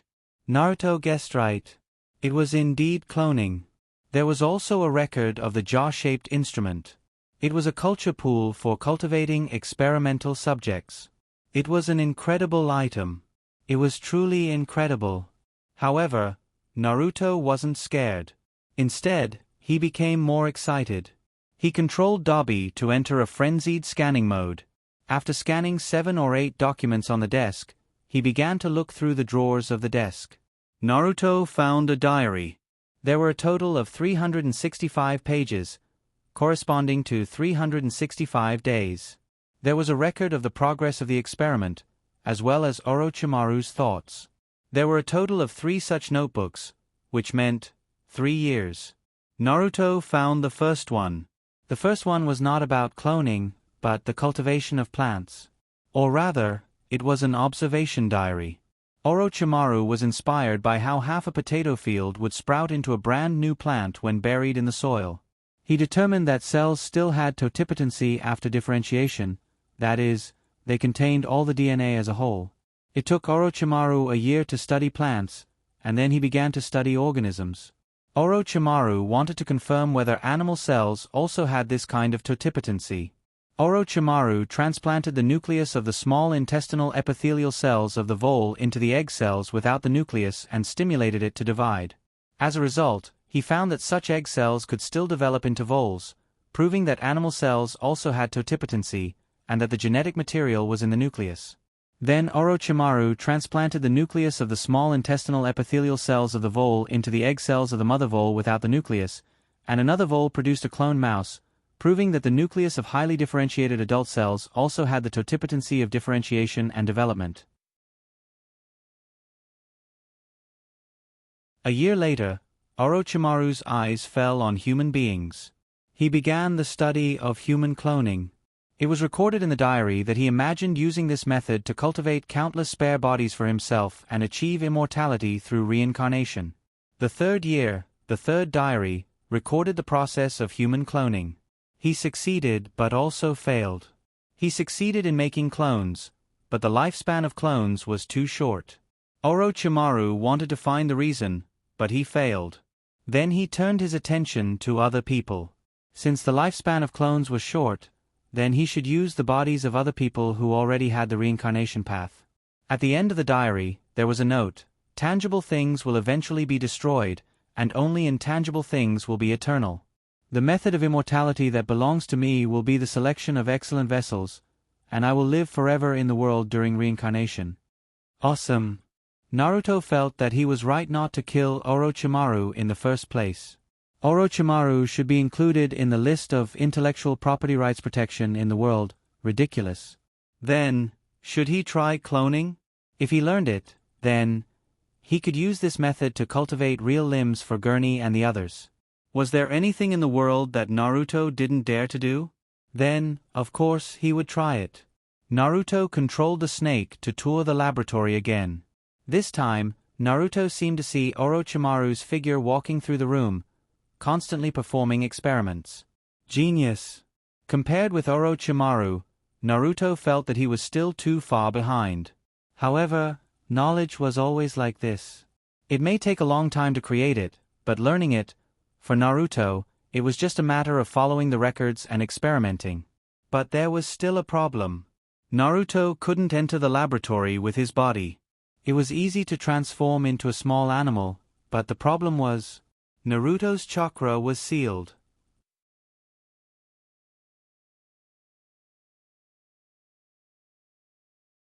Chapter 235. Gurney, do you want to have a real pair of legs? Gurney was dumbfounded. Little Gurney, do you want to have real hands and feet? Little Gurney thought for a moment and stretched out his hand. I have one, he said. Naruto pointed at the other hand and said, I'm talking about growing back your lost hand. Kaganiko's eyes lit up.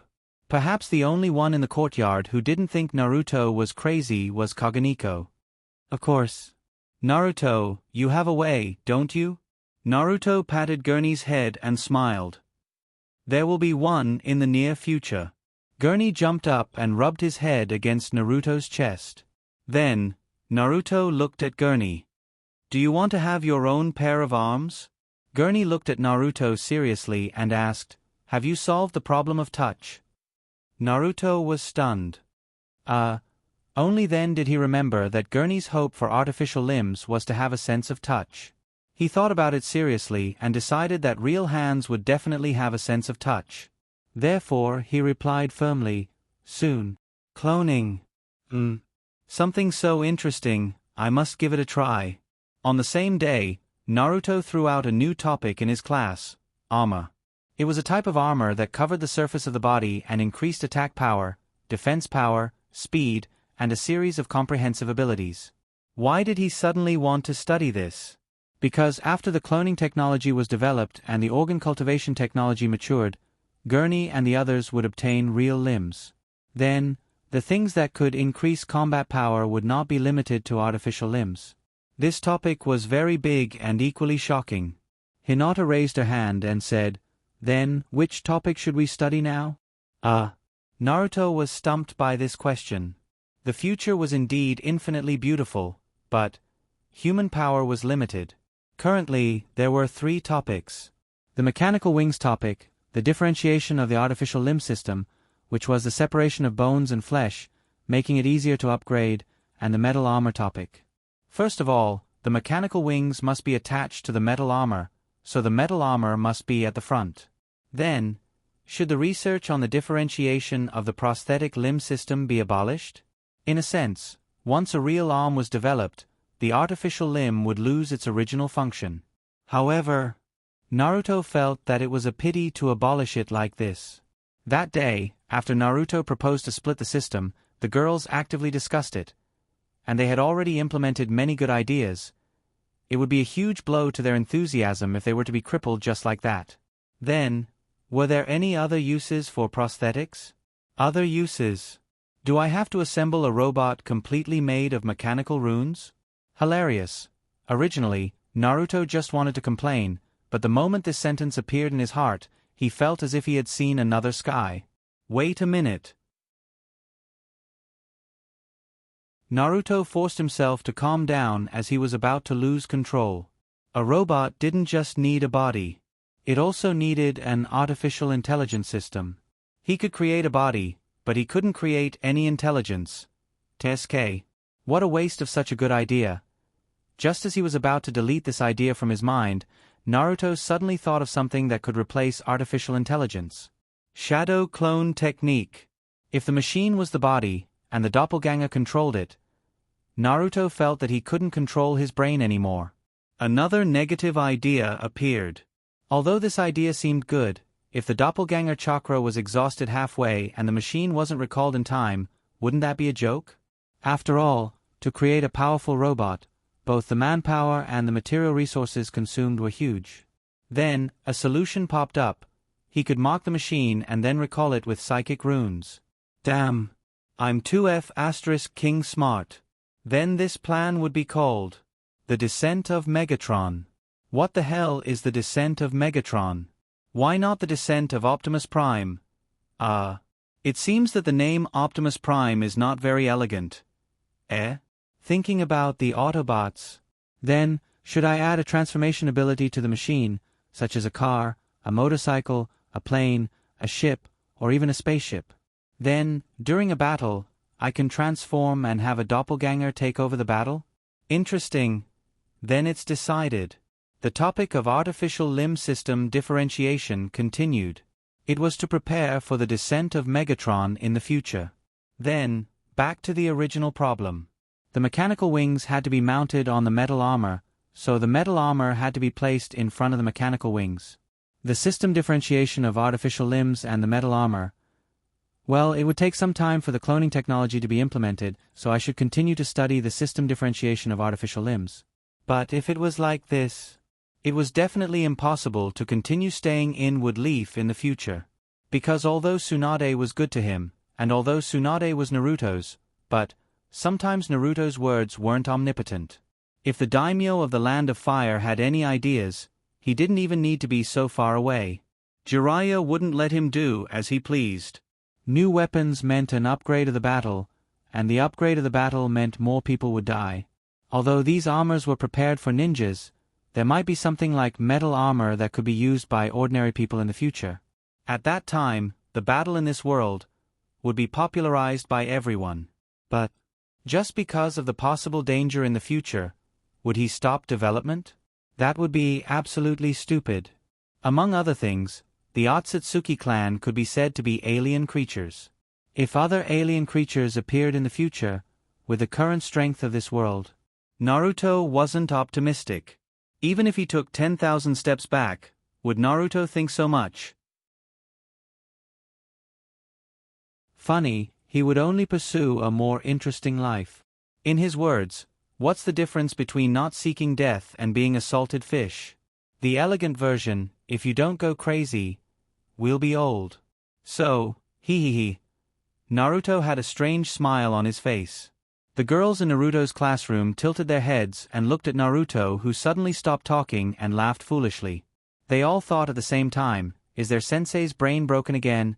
Naruto's inner world continued to be active. Then, where in this world is suitable for him to develop? First of all, it must be inaccessible. The land of wind? In the desert. To be honest, Naruto didn't like yellow sand everywhere. Then, in the high yellow slope of the land of earth? Should he sing Arajuo? Funny, then, the land of snow seems to be a very good place. In addition, he has the ice release bloodline boundary. There. He can kill a shadow level without using the rain technique. Isn't that a bit exaggerated? Shadow level is very far away, right? On second thought, Danzo is also considered a shadow level, right? Didn't he still get killed by me? Then, the land of snow. If there is a place, there must be money. Large-scale weaponry needs money. How to solve the problem of money needs to be thought about. The girls finally couldn't wait any longer. Hinata also couldn't help but poke each other in front of her chest. That. Naruto-kun, what topic are we going to study next? Naruto's consciousness returned to his body. He felt as if he had been dreaming for thousands of years. It actually gave birth to a feeling that it was a lifetime ago. Just now, he seemed to have seen his space team set sail. Cough cough. That. Continue to study the system differentiation of artificial limbs. After this topic is completed, we will study the armor and then the mechanical wings.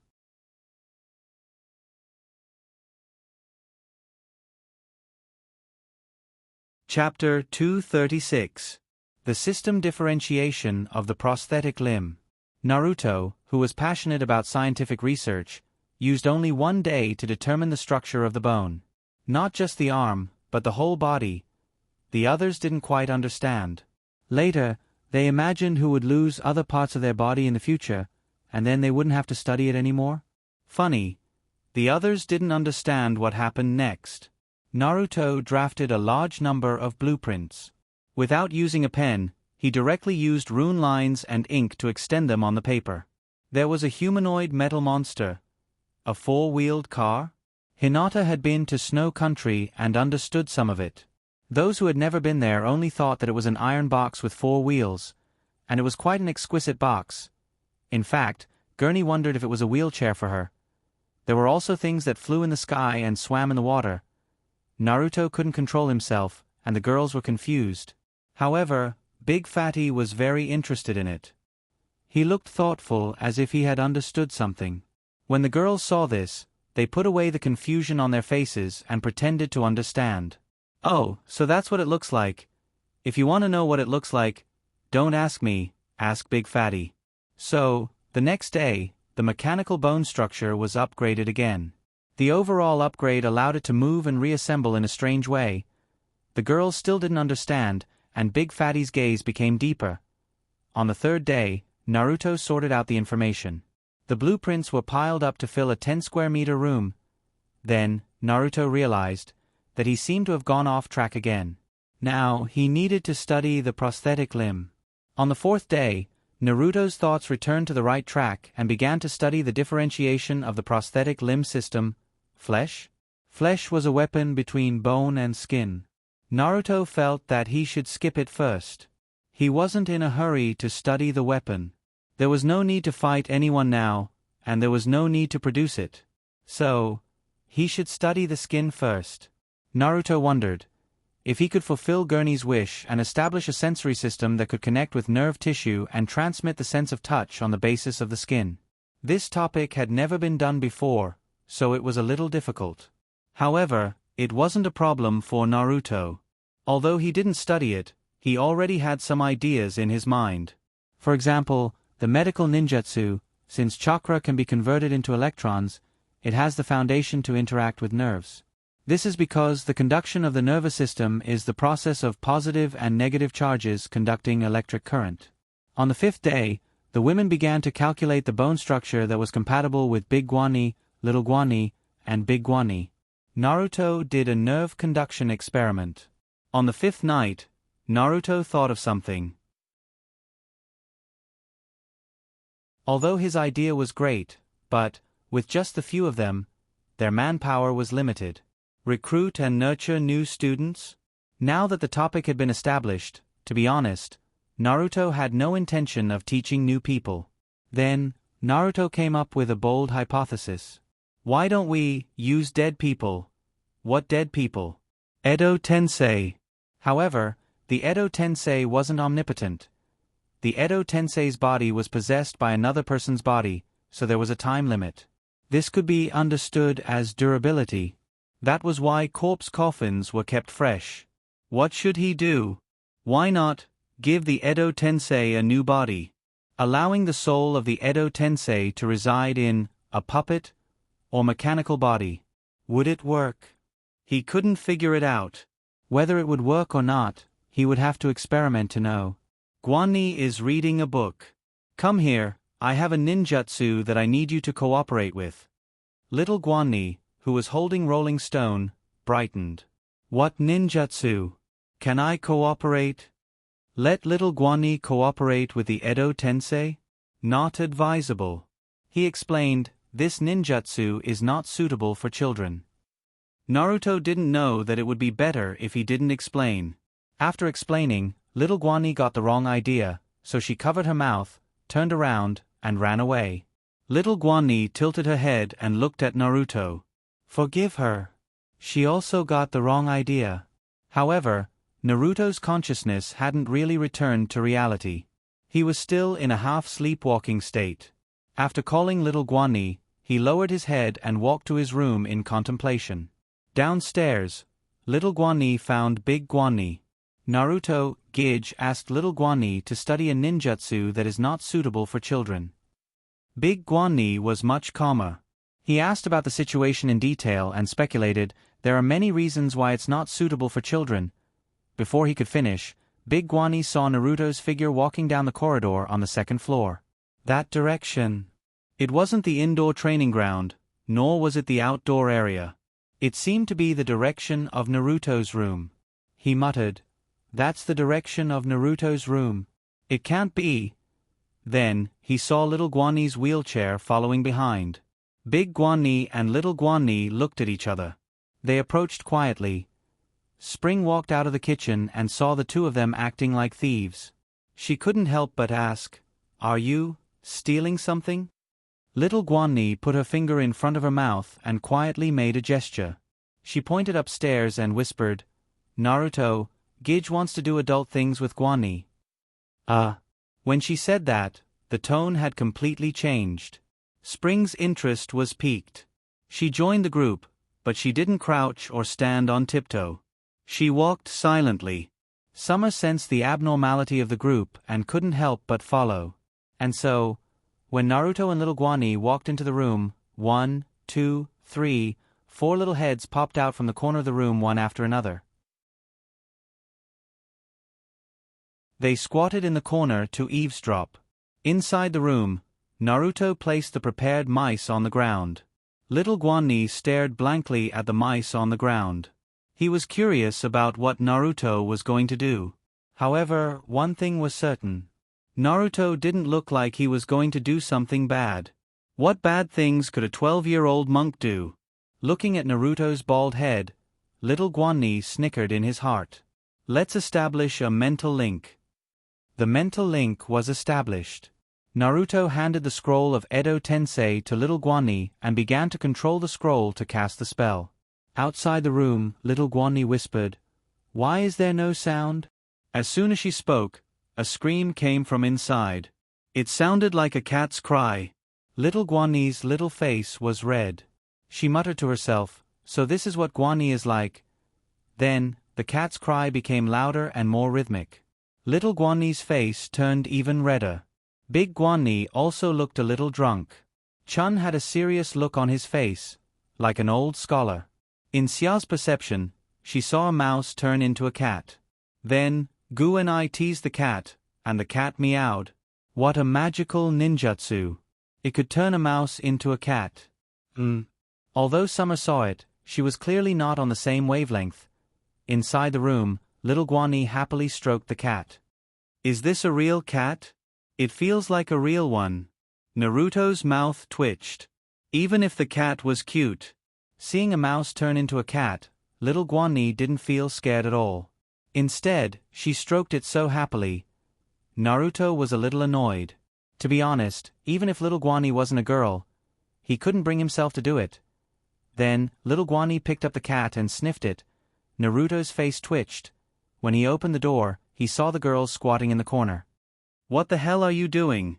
Little Guani covered her eyes. I didn't hear anything. Naruto. Big Guani also covered his eyes. I didn't hear anything, but it's been so short. It hasn't even been a minute. Cough cough. Please ignore that. Spring told the truth with a serious face. This is what adults do. It's different from what I read in the books. Summer meowed, and all the girls were shocked. Then, they saw a cat meowing out. They were all dumbfounded. Little Guinea's finger cracked open a little. The baby is out so soon. Naruto. Big Guani. Spring asked with a serious face. Can species cross species reproduce? Summer, meow.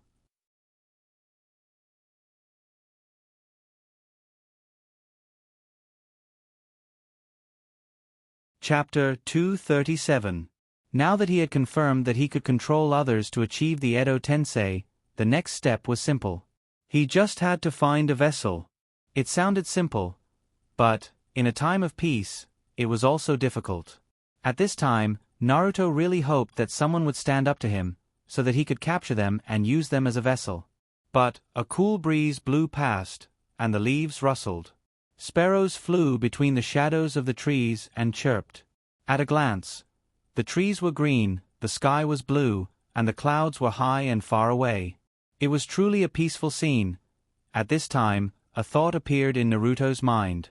Danzo's henchmen. If they knew that he was the one who killed Danzo, they might pay him a visit. Then, should he release the news? If he did, how should he go about it? First of all, he couldn't let Tsunade think that it was Guni and the others who released the news. Then, the best candidate would be Orochimaru. That seems feasible. He didn't know what Tsunade would think if she knew what Naruto was thinking. Maybe he'll release the Een seal and beat Naruto up when he's excited. After all, she had spent a lot of effort in order to prevent this news from spreading. She didn't even hesitate to list this matter as top secret. What was top secret? If it was leaked, it would be dealt with as a traitor. How would the traitor be dealt with? There was no need to capture them alive. If they encountered them, they would be killed without mercy. Fortunately, Naruto gave up on the idea in the end. The reason he gave up was because he couldn't perfectly blame Orochimaru for releasing the information. That would make Guni and the others suspicious. One thing about top secret matters was that they would rather kill the wrong person than let them go. To put it simply, as long as they were suspicious and didn't have the right to appeal, they would be able to get a meal. This was the tyranny of top secret matters, and also Naruto's prestige. How about becoming a Naruto in the future? At the mention of Naruto's name, Naruto found that his heart didn't waver at all. He didn't have any thoughts at all. In fact, he couldn't even compare to Guni calling him master. Master, we've completed the calculation. Say the word CC, and it's CC. Naruto returned to his room. 6 people and 1 bird sat around the table. There was a stack of calculation formulas on the table for each person. Have you verified the exchange? The girls nodded repeatedly. Hinata asked curiously, but what kind of ceiling array does this formula come from? It's so complicated, and you've never talked about it before. Naruto smiled but said nothing. He thought to himself, would I tell you that this is the dismantled version of the seal that Tsunade put on me? The so-called disassembled version was the formula that Naruto obtained after combining the key and the seal on his body to obtain the structure, then performing the primary decoding. Because of the large amount of calculation, and Naruto did not want to spend too much time on it, the girls became free labor. It feels so good to have students. These formulas are just a test of your calculation ability. By the way, Guru and the others have calculated their bones, right? Let's go to the casting room in the outskirts and cast their bones first. Once the casting is done, you can practice branding the runes inside the bones and practice the vertical stacking of the runes. The girls accepted the order and successfully skipped the topic. They spent the afternoon in the casting room. Sakura was in charge of quenching the metal, and Naruto was in charge of processing. It felt a little like when Naruto and the shop owner forged the beheading sword together. At night, Naruto hid in his room and scanned the girls' calculations on the paper. Next, it's time to crack the seal. Naruto grinned. Fatty, come here. He linked his mind to Fatty, and Fatty slipped into Naruto's room. Then, Naruto controlled Fatty and pressed its claws on his body. Chakra entered his body, and the seal on Naruto's body appeared and spread all over Naruto's body. The runes on Fatty's hand linked to the main rune and guided the runes copied from Tsunade into Naruto's body, and the runes changed accordingly. Next was the partial cracking. First, Naruto chose to crack the mental link with 9 tails. 10 minutes later, the cracking was successful, and Naruto's consciousness successfully entered the sealed space of 9 tails. 9 tails was sleeping. 9 tails was sleeping soundly. 9 llamas, sensei? Naruto tried to call out. Now that the mental link was connected, 9 tails should be able to receive his message in theory. However, Naruto's 9 llamas sensei was still sleeping soundly. Calling out to no avail, Naruto began to look for the reason, and finally found that the part of the seal that sealed 9 tails was broken, but as the seal was undone, it triggered a change in the other seals. So, the overall seal became another appearance. What was this? A trap within a trap? Or a trap in a pit? Naruto felt his liver hurt. After finding the answer, his consciousness entered the sealed space of 9 tails again, and Naruto finally found the problem. On the railings formed by the 8 seals, there was a new layer of seals. It was this layer of seals that made Naruto look at 9 tails from afar. Could he look at it from afar but not touch it? Funny, before Naruto left, he glanced at 9 tails' sleeping face. TSK, quite obedient.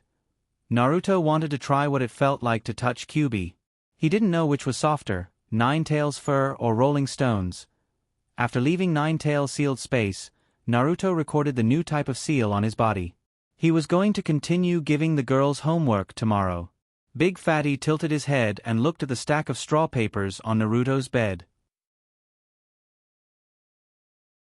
Naruto felt a little guilty and asked tentatively, "You saw it?" Big Fatty nodded, and then shook his head. Naruto understood what he meant. Translated, "I saw it, but I didn't say it." Naruto stroked Big Fatty's head and praised, "Good boy."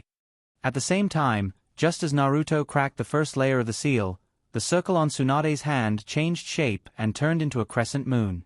The change of the seal was accompanied by a burning sensation. Tsunade was shocked for a moment, and then laughed. "Not bad, you cracked the first layer of the seal so quickly, but, if you want to crack the second layer, you have to get the seal on my hand again." Thinking of this, Tsunade smiled strangely. Chuck injected the seal, and the seal moved, climbing up his arm to his shoulder, and then to his chest. Then he took out a brush, dipped it in special ink, and drew a square seal in the original position. Tsunade thought, in 2 days, Naruto will find that the new type of seal doesn't work well with the old key. At that time, he will think of stealing it again. It's okay if he doesn't steal it, but if he does, this seal will make the original seal more complicated. Well, at that time, Naruto's expression will be very interesting. Being able to trick her apprentice once, Tsunade felt a sense of accomplishment, and the smile on her face became more and more brilliant. On the side, Shizen suddenly had a very absurd illusion, as if she just saw Naruto's figure on Tsunade's body, Shizen shook her head again and again. It must be an illusion, it must be an illusion. If Tsunade-sama was poisoned by Naruto, then the future of this village. Then, will there be a future?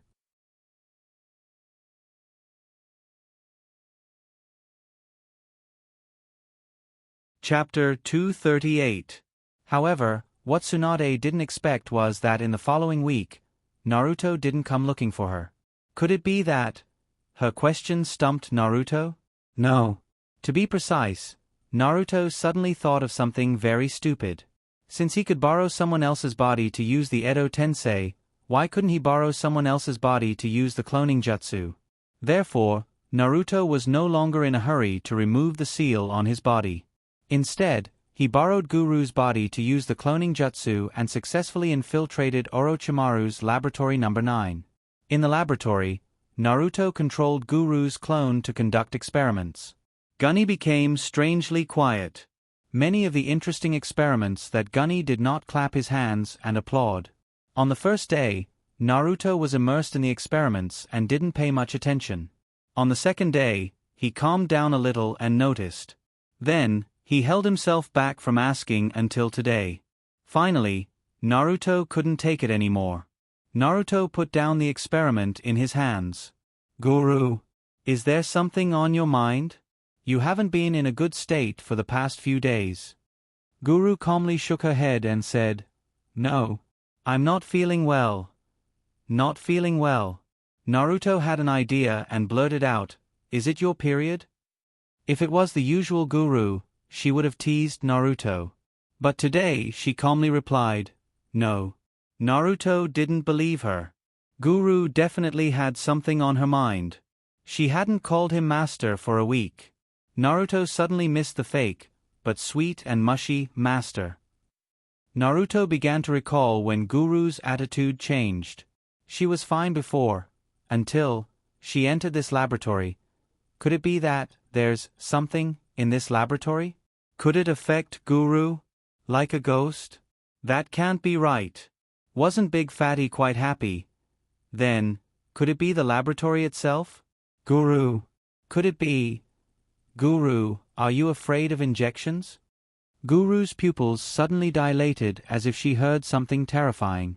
Naruto was about to tease him when he saw Gurney's face turn pale. He swallowed the words that were about to reach his throat. Guru. Guru, are you okay? Guru looked at Naruto in a daze. It took a while for her to recover. But her body was shaking. To be honest, this symptom was really very familiar, so familiar that it couldn't be more familiar. It was similar to his fear of heights and Tsunade's fear of blood. Could it be that Guru also had a mental illness? Naruto took out a storage scroll and took out a syringe from it. He gestured in front of Gurney's eyes, but Gurney looked at him like he was an idiot. Do you think I'm afraid of something like that? This was awkward. Then Gunny used his chakra to drive the wheelchair away. Naruto wasn't too anxious about the experiment. He was more curious about Guru now. He rubbed his tishies. She must be on her period. TSK, this little girl is too shy. Naruto shamelessly said some shameless words without realizing it. On the other hand, Guru returned to her bedroom with a straight face. After she closed the door, Guru, who looked indifferent just a second ago, suddenly curled her body up. Her body trembled violently, and it took a while for her to calm down. Then, she walked to her bed, pulled the blanket away, and buried her head in it. Xia, who was cleaning the kitchen, raised his head and looked at Gurney's bedroom through the wall. His eyes revealed a thoughtful expression. The next day, Guru returned to normal. She even called Naruto Master again. Master, are you going to do something embarrassing today? Embarrassing? In the laboratory, Naruto only dissected animals or plants. When had he ever done anything embarrassing? Was stabbing a knife into a toad's stomach also embarrassing? This ambiguity was a little too horrifying.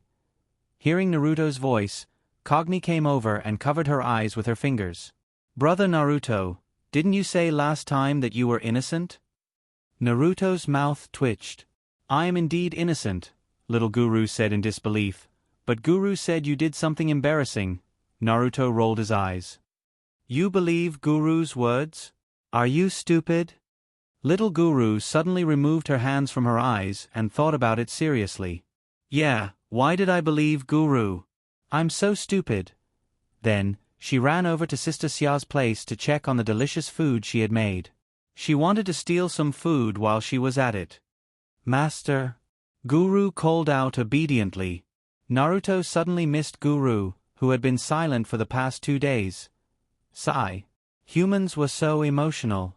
When they were in winter, they would think of summer. When they were in summer, they would think of winter. He replied, let's wait until the afternoon. When I was dissecting the animals yesterday, I had some inspiration. I think I can try to do some nerve-sensing experiments and create tactile skin for you guys. Oh. Is that so? Guru said regretfully as she moved her wheelchair to the kitchen.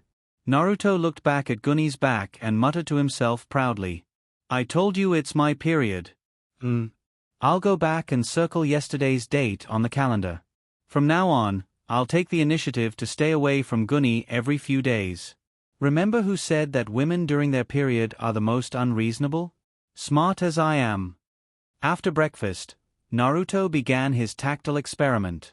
When the multiple shadows self-destructed, the pain would be transmitted to the main body. Flurry charge could transfer chakra into electronic interference with the nervous system. After dissecting the animals for the past few days, Naruto understood the structure of the nervous system. He felt that he could do it. Naruto controlled Big Fatty to draw runes on Guru's wooden artificial limb. After he was done, he called out to Sakura Haruno. Sakura, come and help me. I want to put this artificial limb on Big Fatty. Big Fatty looked at Naruto in confusion. Naruto comforted it. Don't worry, it's temporary. It's just a test. Big Fatty nodded obediently. After the artificial limb was connected to Big Fatty's claws, Naruto raised his hand and knocked on the artificial limb. Do you feel anything? When Naruto knocked on it, Big Fatty shuddered. Naruto's eyes lit up. He asked, You feel something, right? Big Fatty's body trembled. Then, it nodded. Naruto was so excited that he slapped the artificial limb. Big Fatty's body shuddered. Its eyes were a little bloodshot. However, Naruto did not notice. He called Big Guni over. Big Guni, the artificial limb with tactile sensation that you wanted has been developed. Big Guni quickly came over. Naruto handed the artificial limb that was connected to Big Fatty to Big Guni. Try knocking on this artificial limb. You can ask Big Fatty if he feels anything. Big Guni gently knocked on it. Big Fatty quickly nodded. Little Guni also came over and pricked the artificial limb with the tip of the needle in his hand. Big Fatty could not take it anymore. The rune on its hand jumped out and wrote a 4-meter by 2-meter long word, pain. The exclamation mark was probably 6 meters long. It swept across a large area on the ground. The thickness was also 2 meters.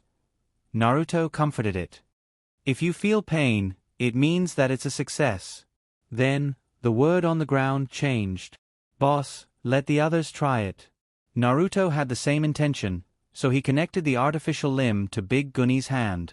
Naruto knocked on the artificial limb and said, How is it? Do you feel anything? Big Guni's body trembled. Naruto knocked again, and Big Guni trembled again. When Big Guni saw that Naruto was going to knock again, he could not help but shout, Stop knocking. It hurts. It feels like electricity. Only then did Naruto realize that the artificial limb did not have any other sense of touch. As long as it was touched, the pain would be transmitted to the brain. It was funny. Naruto smiled and said, Hee hee. This can be considered the first step to success, right? What's that saying? The first step to success is K's diapers. No. It's a small step, but it's a big step for human progress. Funny. Naruto shook his arm, and his fingers collided with each other in the shaking. Dagugni shuddered. Does it really hurt that much? As he spoke, he tapped again. Big Gunny suddenly wanted to hammer Naruto to death. What was even more heart-wrenching was that little Gunny curiously used a needle to blow up the artificial limb. Then, the artificial limb was attached to little Gunny's hand. Big Gunny took the needle and pricked it. "Does it hurt?" Little Guani cried out. "It hurts." Then, Big Gunny pricked it again. "Does it hurt?" Little Gunny nodded repeatedly. "It hurts. It hurts. It hurts." Big Gunny pricked it again. "If it hurts, why did you hit me?" Little Gunny was about to cry. With tears in his eyes, he sobbed. Sob, "I was wrong. I'll be good in the future." Sob. Big Gunny was about to prick it again, but little Gunny was so scared that he cried. Sob, "I was really wrong. I didn't do it on purpose." Big Gunny asked, "If you didn't do it on purpose, where did the needle come from?" "Huh? Tell me you didn't do it on purpose. Where did the needle come from?" As he spoke, he pricked it again. Little Gunny sobbed. "I picked it up. I really didn't do it on purpose." Sob. Big Gunny pricked it again. "You're still lying? Where did you learn to lie?" As he spoke, he pricked it again. Then, the needle transformed into a coin. It was obvious that little Gunny had deliberately turned the coin into a needle to prick Big Gunny. However, compared to little Gunny, who was suddenly seeking death, Naruto suddenly felt that Big Gunny was a little scary. Naruto hid far away. After all, he was the one who developed this thing. He was afraid that Big Gunny would do the same thing to him. Big Gunny muttered to himself, "It's over. Big Gunny has finally revealed his true form." Naruto was stunned. Could this be Big Gunny's true form? Women were so scary. Naruto whispered to Gunny, "Let's go to the lab." Hearing the word lab, Gunny clenched his fists involuntarily. However, he did not show it on his face. He replied, "Okay."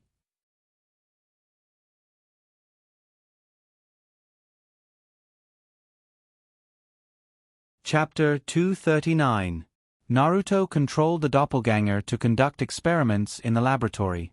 Gurney asked, "Hey, Naruto, what are you trying to find out?" How dare you, maid?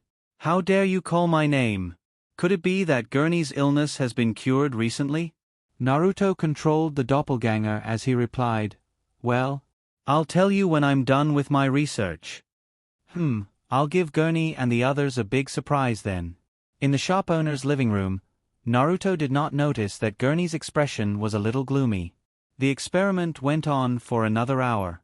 Gurney's doppelganger suddenly stiffened and turned back into a snake with a bang.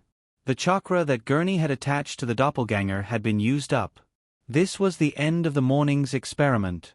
Naruto was still a little excited, but he had no choice.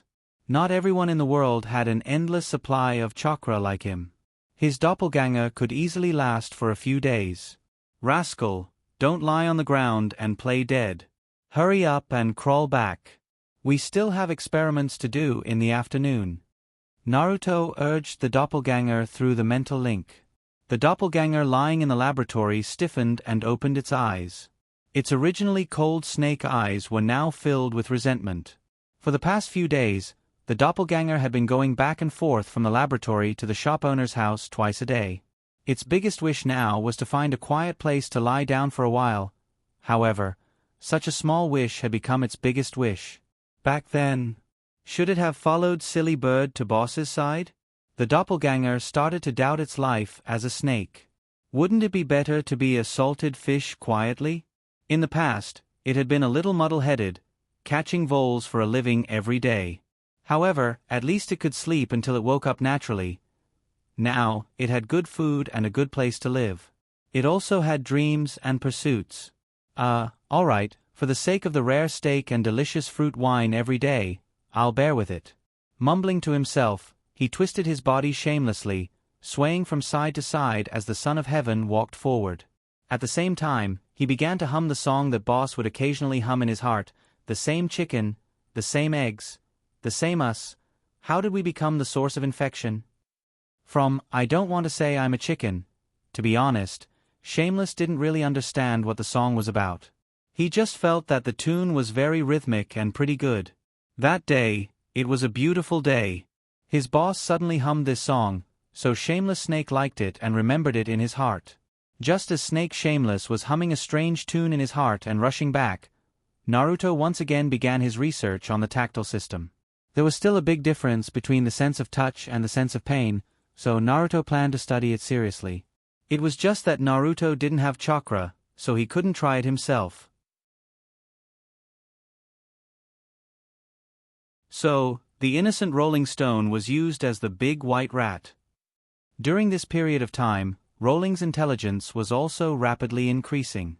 In the beginning, she couldn't even brush her teeth properly. Now, she could play cards with Fatty and Snake. They played Do Di Ju, which was originally taught by Naruto to Gorny and the rest.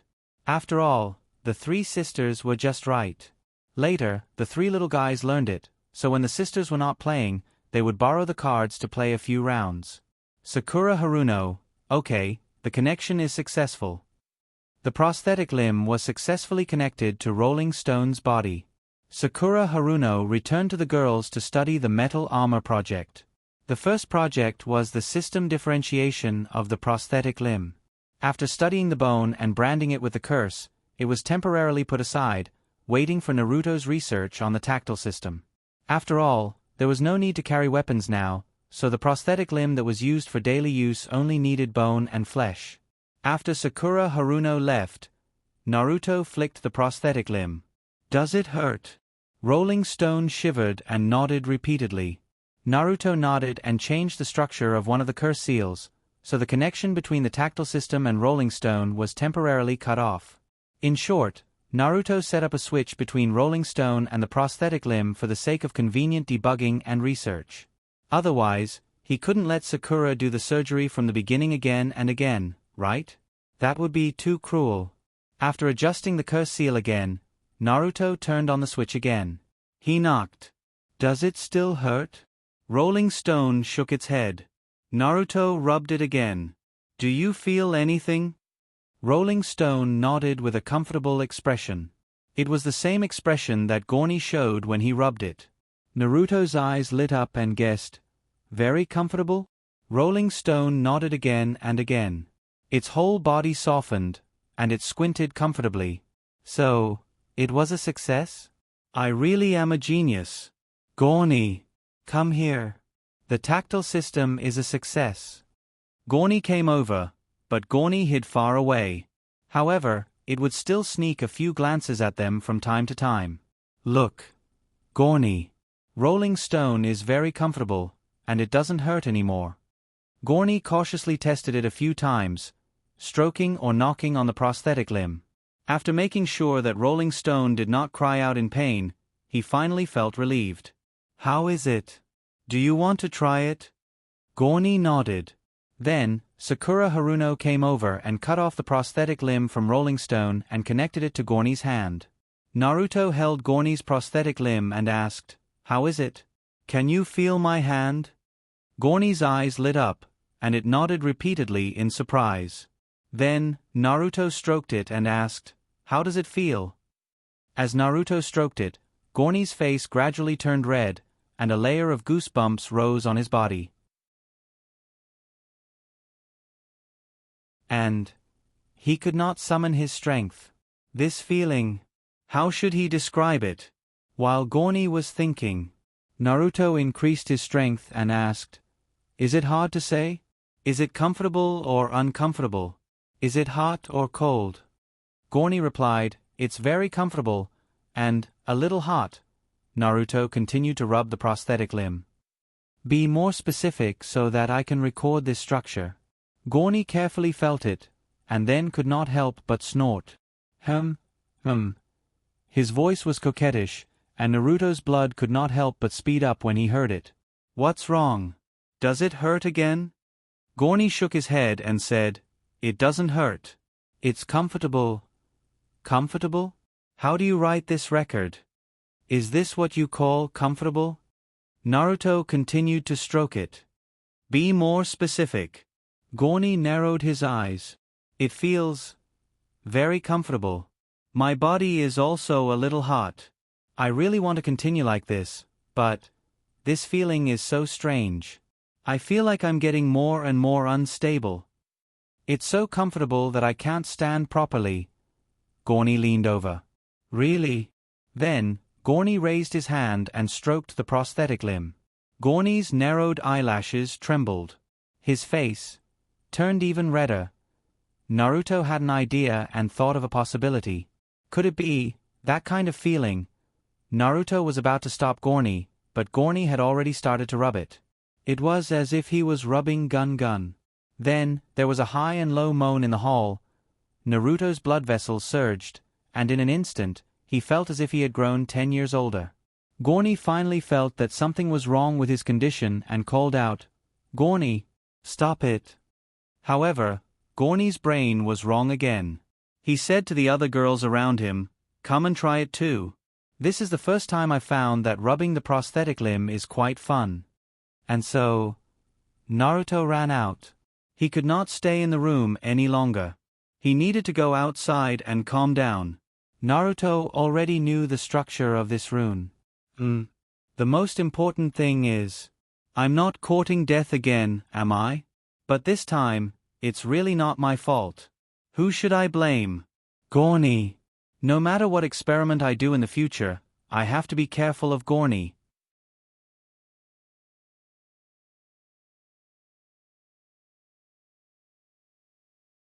Chapter 240. In the blink of an eye, a week had passed. During this week, Big Gunny was a little cold to Naruto. He would not speak if he could, but if he spoke, "Big Gunny, I guarantee that the tactile system will be completed this time." Naruto looked very confident. However, Big Gunny only glanced at him coldly and replied with a single word, "Okay." Then, aren't you going to give it a try? Big Gunny turned around and stared at Naruto. It was Big Gunny's freezing stare. All right, Naruto lost. He flashed a bashful smile and said, I'll test it on someone else. Once I'm sure that there's no problem, I'll let you try it." The freezing stare in Big Gunny's eyes slowed down a little, and he replied with a single word, "Okay." Then, who should I look for? This is also a problem. So far, aside from Hinata, Chun, and Xia, everyone was looking at him strangely this week. They also rejected Naruto's tactile system experiment. Alright. Actually, there's no need to worry about this. There are only 3 people who agreed, and it's not hard to choose one of them. Hinata, cooperate with me. Sakura, come over here and perform the surgery.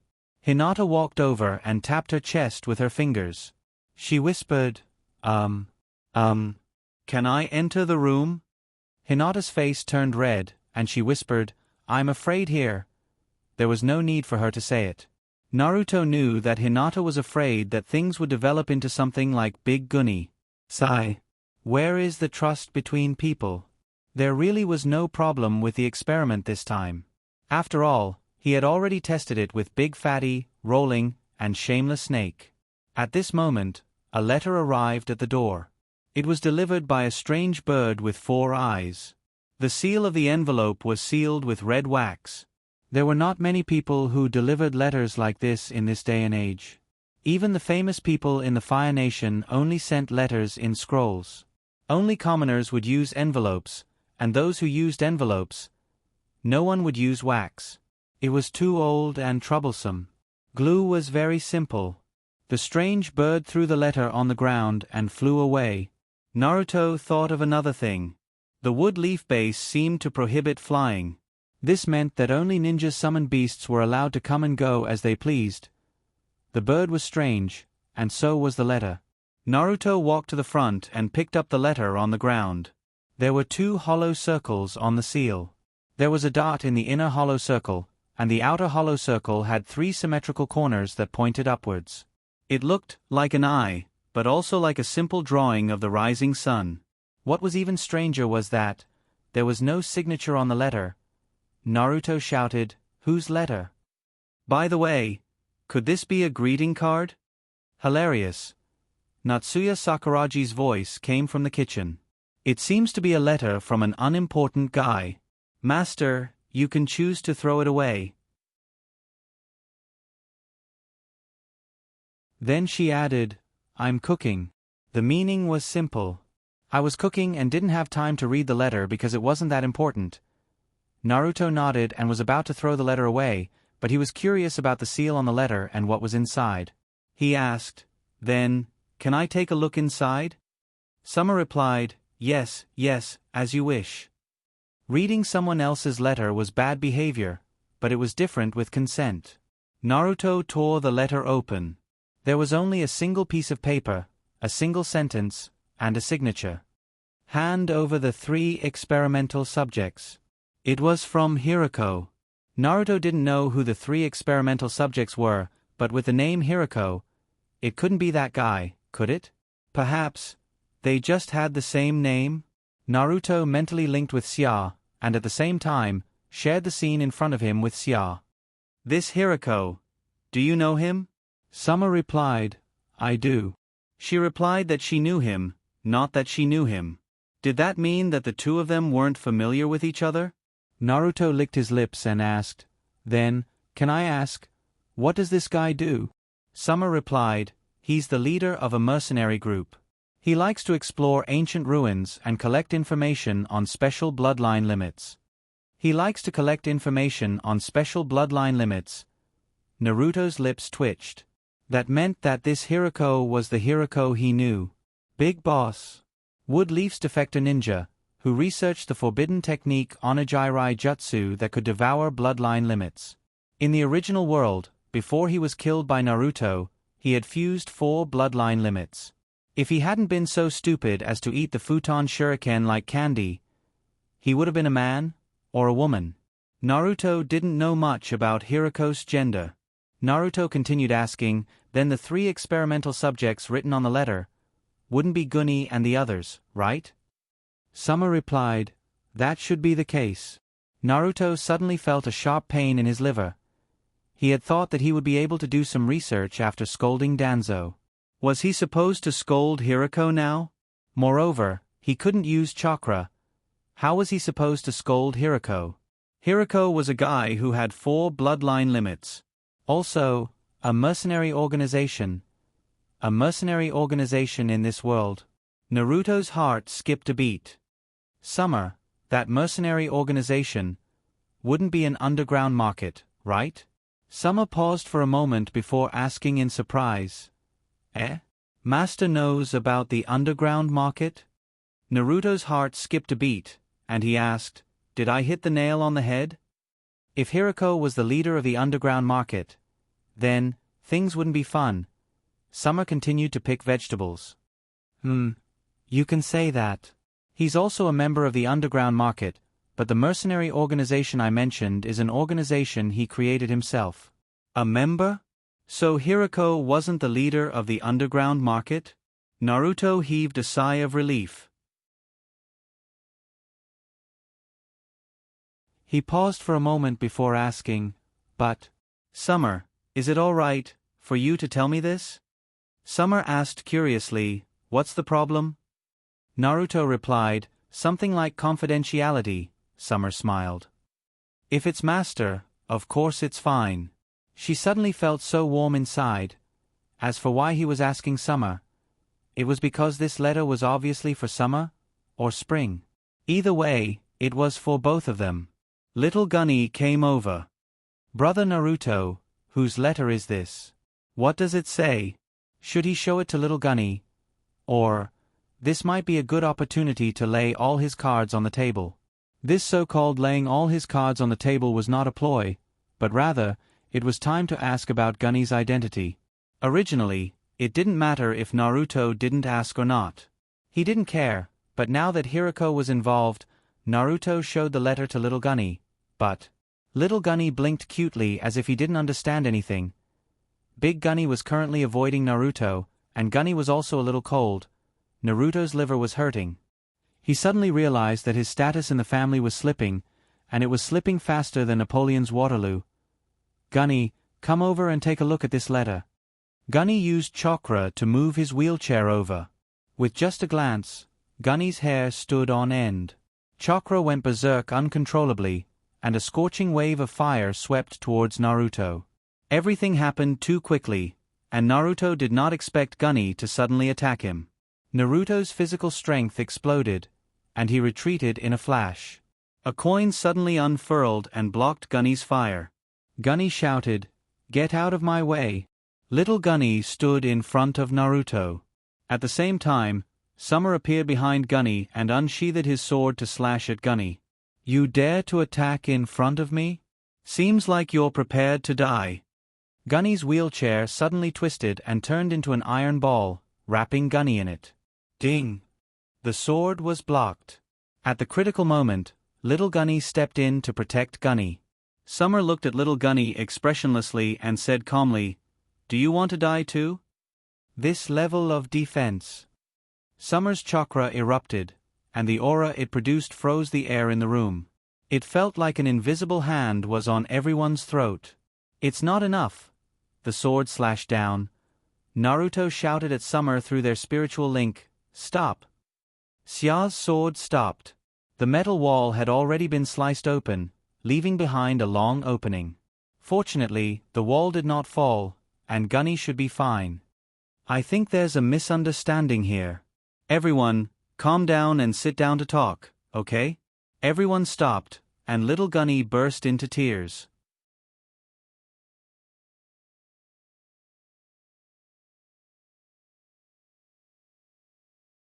Chapter 241. Hinata and Sakura Haruno were dismissed and returned to their respective homes. Everyone sat down and had a good talk. The reason why Gunny attacked Naruto was simple. He lost control of his emotions and suspected that Naruto was in cahoots with Hirako. After Gunny calmed down, he ruled out this possibility. Funny. Then Naruto learned about the identity of the trio. This led to a lot of things. For example, the trio was actually triplets. Gunny was actually the same age as the other two. Is this true? Naruto couldn't believe it, because whether it was psychologically or physically, Gunny was just a child. As a medical ninja, Naruto was very sure of this. Degeno explained, after Gunny's body grows to 9 years old, every 3 years, his body will return to its original state. At the same time, his memory will also degenerate, but his memory won't go back by 3 years. Instead, he will forget everything except his language. 3 words popped up in Naruto's head. Formatted, restored to factory settings. Funny. It felt a bit ridiculous. But, it seemed like the unkillable Haiden in the Akatsuki was even more ridiculous. Then, Gunny's Kekkei Genkai, Degeno, born with it. Then, you, Degeno, born with it. Then what about your parents? Degeno, never seen them, we were born in a laboratory. The people we saw were all masked medical ninjas, but we killed them later. Okay, 3 Kekkei Genkai for triplets. How did they do it? Naruto fell into deep thought. Kekkei Genkai. Hirako. Demon Jelly Jutsu. Is it related to the Demon Jelly Jutsu? I wonder if the Kekkei Genkai obtained from the Demon Jelly Jutsu can be inherited. Maybe their parents learned the Demon Jelly Jutsu. Then, a single Kekkei Genkai and a single Kekkei Genkai combined to give birth to 3 children? It's possible, but the timing doesn't add up. Hirako was from the same era as Orochimaru and Jiraiya, and he was in his 50s. How old was Hirako when he learned the Demon Jelly Jutsu? It's impossible to do so many things in just 20 or 30 years. Unless it's someone else. That person used the Demon Jelly Jutsu to cultivate Gunny's parents. Then there was Gunny. Then, who did Hirako inherit the Demon Jelly Jutsu? Naruto used his mental power to deduce all the possibilities. But a deduction was still a deduction, and the best way to confirm the truth was to ask Bei Liuhu. Let's put that aside for now. Let's not think about that for now. There's a question. How did Hirako know you were here? Naruto looked at Gunny, and Gunny nodded. Also Hirako.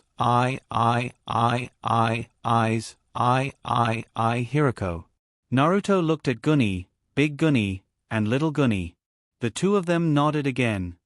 Alright, this at least proves that we can trust each other. Then there are two ways your identities could have been exposed. The first is that when you went to save me, you were seen by someone who knew you. The second. Wood leaves.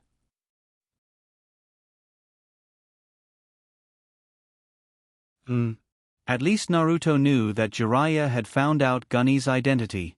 Naruto speculated that Jiraiya didn't investigate that deeply, but at least he found out about the underground exchange.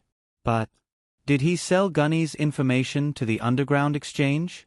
What good would that do? Reap a reward? Or banish the three of them from Woodleaf? Or did he want to test something else? For example, the store owner, Haru, and Xia. In fact, Naruto had already noticed something unusual about Haru, Sakuratani, and Xia. But when Jiraiya told him about the underground exchange, he connected the two together. Because Naruto remembered that one night, the store owner told him that he wanted to be an actor when he was young, but later became a mercenary. Naruto didn't know the store owner's true strength, but Naruto knew about Haru and Xia. So, the store owner was probably even stronger. If such a strong person was a mercenary, then there was no place in the world that could accommodate such a person. There was only the underground exchange established by the 5 major countries. Gunny looked at Naruto and said, "Then which one do you think it is?" Naruto took a deep breath and sighed, "I hope it's the first one." Gunny asked, "Then what do you plan to do with us?" Naruto smiled. "If it's the first one, then you were exposed to save me, and I will do my best to protect you. If it's the second one, then it's because of me, and I will still do my best to protect you." The seriousness on Gunny's face eased a little, but it didn't fade away. He asked, "If it's the second one, how will you protect us? Will you become an enemy of Woodleaf for us?" Naruto shook his head. The girls were disappointed when they saw this. But it was also reasonable. Going against Konoha for them was not a wise choice, no matter from which point of view. Moreover, Naruto was Naruto's disciple, and his future could be said to be very bright. Just as the girls were feeling disheartened, Naruto said, "Tsunade has been good to me, and I don't want to kill my master. But I can take you away from Woodleaf, and I can find a new place with you to settle down. I don't think this will be difficult."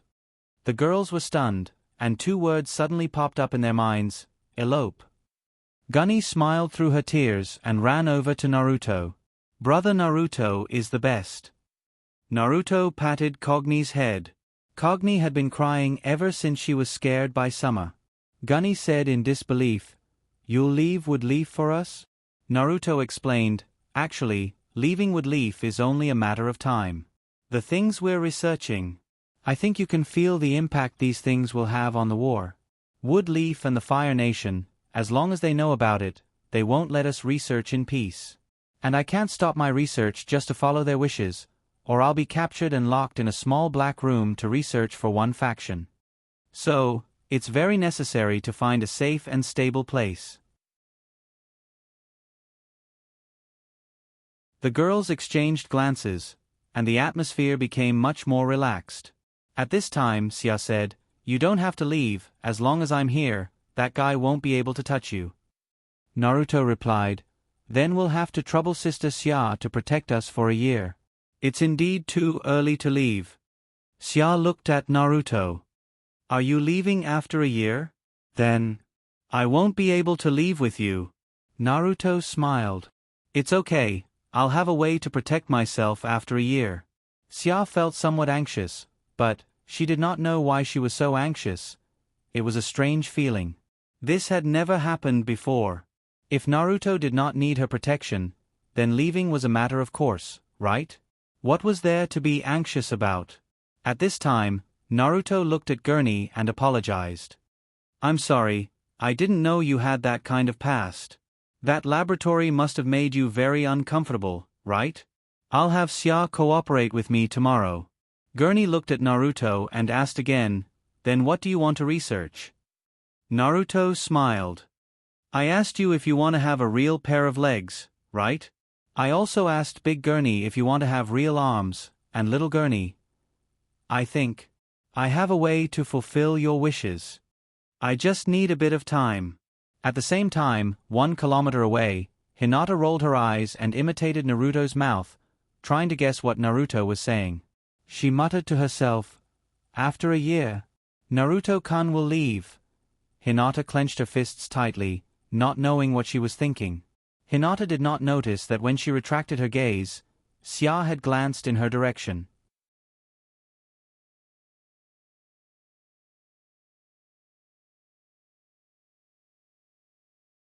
Chapter 242. In the blink of an eye, a month had passed since he received the letter. During this month, Naruto went to Orochimaru's laboratory twice a day. Naruto originally planned to let Naruto cooperate with him, but unexpectedly, Gunny insisted on continuing to cooperate with Naruto. Naruto did not say much about it and agreed. Therefore, Snake, who originally had the opportunity to rest, had to continue working overtime. Xia's cloning technique did not require Snake's cooperation. Every day, Snake swayed between the laboratory and the store manager's house, training his muscles. It was comical. At the same time, because of his frequent movements, Naruto developed an optical invisibility seal to cover Snake's tracks. In addition, the prosthetic limbs of Gunny and the other two were replaced with new ones. They were upgraded with tactile senses. This made Big Gunny, who did not like small animals, start rolling. As for Little Gunny, he improved from using only one hand to using both hands. Therefore, rolling seemed to be losing a lot of hair these days. Gunny was even more comical. After installing the tactile prosthetic limbs, she started to like soaking her feet. As a result, Naruto strengthened the girl's prosthetic limbs to make them waterproof. In short, the days passed peacefully amidst the abundance. Also, during this period, Naruto's casino and the store manager's 2 shops were finally completed. Next up was the interior decoration, purchasing goods, recruitment, and employee training. These troublesome matters were shoved to the only person who had nothing to do, Haru Sakuratani. Naruto estimated that it would take another month for all these to be completed. Thinking of this, Naruto felt a little melancholy. If he did not want so much, he could have lived a rich life in Woodleaf with just the casino alone. Coupled with his identity as a medical ninja, he did not even need to go out on any missions until the enemy attacked his base. Then, he could have a bunch of children with Hinata. It was actually quite beautiful. Stay. Naruto shook his head again. A comfortable life belonged to pigs. Pigs could only be fattened up and slaughtered. Naruto did not want to be a pig. Even if he wanted to be a pig, he wanted to be a ferocious wild pig. Besides, the fact that Gunny and the others' identities had been exposed was a knot in Naruto's heart. He hoped that Gurney had exposed himself when he tried to save him. But Xia told him that the chances of that happening were less than 1%. This was Xia's confidence in his investigative abilities. Naruto believed that Hinata had the ability to do so because no one had been following them during their journey. Hinata possessed the supercilious eye. To be able to avoid Hinata's detection was enough to explain many things. Therefore, the possibility of Woodleaf exposing Gurney's identity was 99%. Then who was the one who told on him? Tsunade? Or Jiraiya? Naruto didn't want to delve too deeply into it. If he did, it wouldn't be good for either of them. From their standpoint, there was nothing wrong with doing so. But from Naruto's point of view, doing so would make him an unrighteous person. Ninjas didn't care about righteousness. In order to complete their mission, they had to obey orders. But Naruto was different. Because for Naruto, being a ninja was just an experience in his long life. It was just a profession. In this world, chakra didn't mean that one was a ninja. The samurai in the Land of Iron also used chakra. It was funny. Of course, Naruto didn't think of himself as a samurai. Naruto was just Naruto. He just wanted to do what he was interested in. The store manager's house. Naruto's bedroom. Naruto was holding a strange arm and staring at 11 Sharingan eyes. Yes, 11 Sharingan eyes. Naruto had also transplanted Shisui's eye into this arm. At the same time, Naruto had a new understanding of the terrifying vitality contained in the first-generation cells. It didn't need to be transplanted into a living body to maintain its vitality. This was simply a piece of Tang Seng's meat. When are you going to study the first-generation cells? Naruto swung the arm, and the Sharingan on it turned and kept staring at Naruto. Naruto looked at the cut made by the blue sleeve sword. At this time, a layer of skin tissue had already grown to seal the wound. But Naruto also knew that this wasn't a long-term solution. After a long time, even if the arm was sealed in the scroll, sooner or later, its vitality would be exhausted. So, Naruto planned to find a place to raise this arm. How to raise it? Find a flower pot and bury it in the soil? This kind of thing couldn't be done by ordinary people. But Naruto wanted to give it a try. The reason wasn't Shisui good at wood release? In that case, it shouldn't be wrong to raise the arm in the soil. So Naruto found the flower pot that Shiitake used in the past, dug some soil in the courtyard, and brought it back to the bedroom. Then, he inserted the arm in it. A miracle really happened. The arm actually grew roots and took root in the soil. A layer of wooden texture climbed up the entire arm from the bottom to the top. The arm that had been frozen for a long time suddenly moved and gave Naruto a thumbs up. It seemed to be saying, "You're amazing. I have high hopes for you, young man." Naruto continued to observe. The Sharingan was still spinning, and it didn't seem to be affected. Then next, should he bask in the sun and water it? What water should he water it for? Ordinary water or blood? Naruto took a glass of water and poured a little in. Then, there was a sizzling sound from the flower pot, as if it was drinking water. Then, the wooden arm began to sprout, and a green leaf grew. After basking in the sun, the leaf became bigger, greener, and more emerald. And so, after the shiitake, Naruto's bedroom had a unique potted plant. Naruto put the flower pot on the windowsill and went out. After Naruto left, the eye on the arm rolled very quickly, and then the arm pulled out of the flower pot by itself. The wooden texture on the arm faded, and the green leaf disappeared. Its 5 fingers rested on the windowsill like 5 short legs. It climbed to the window, moved the handle, and jumped out of the window. But before it could land on the ground, an owl swooped down and caught it. The arm grew vines and rolled to entangle the owl. But the owl's hand touched the curse seal on the arm, and then the sealing technique was activated. The arm struggled a few times and couldn't move. The owl flew back to Naruto's bedroom. It inserted the arm back into the flower pot. Naruto walked in with his arms crossed. The lighter in his hand flickered, and the flint sparks flew. "Run away? I knew there was something fishy about you." Then he walked closer and the flame burned on his fingers. "Are you still going to run?" The potted plant wanted to say something, but the curse seal on it prevented it from moving. "Not talking? Seems like you don't remember. I'll burn you again. Are you still going to run?"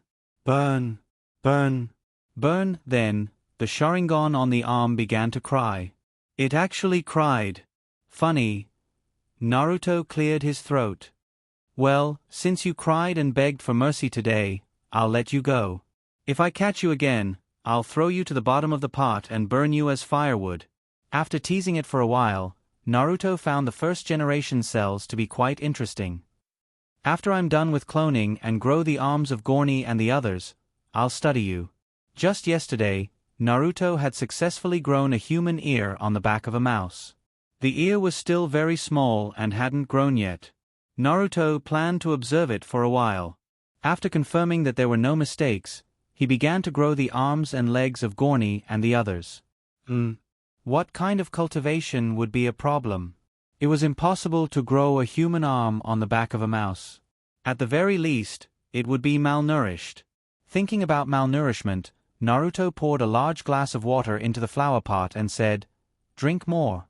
Don't starve and lose weight, or you'll say I mistreated you."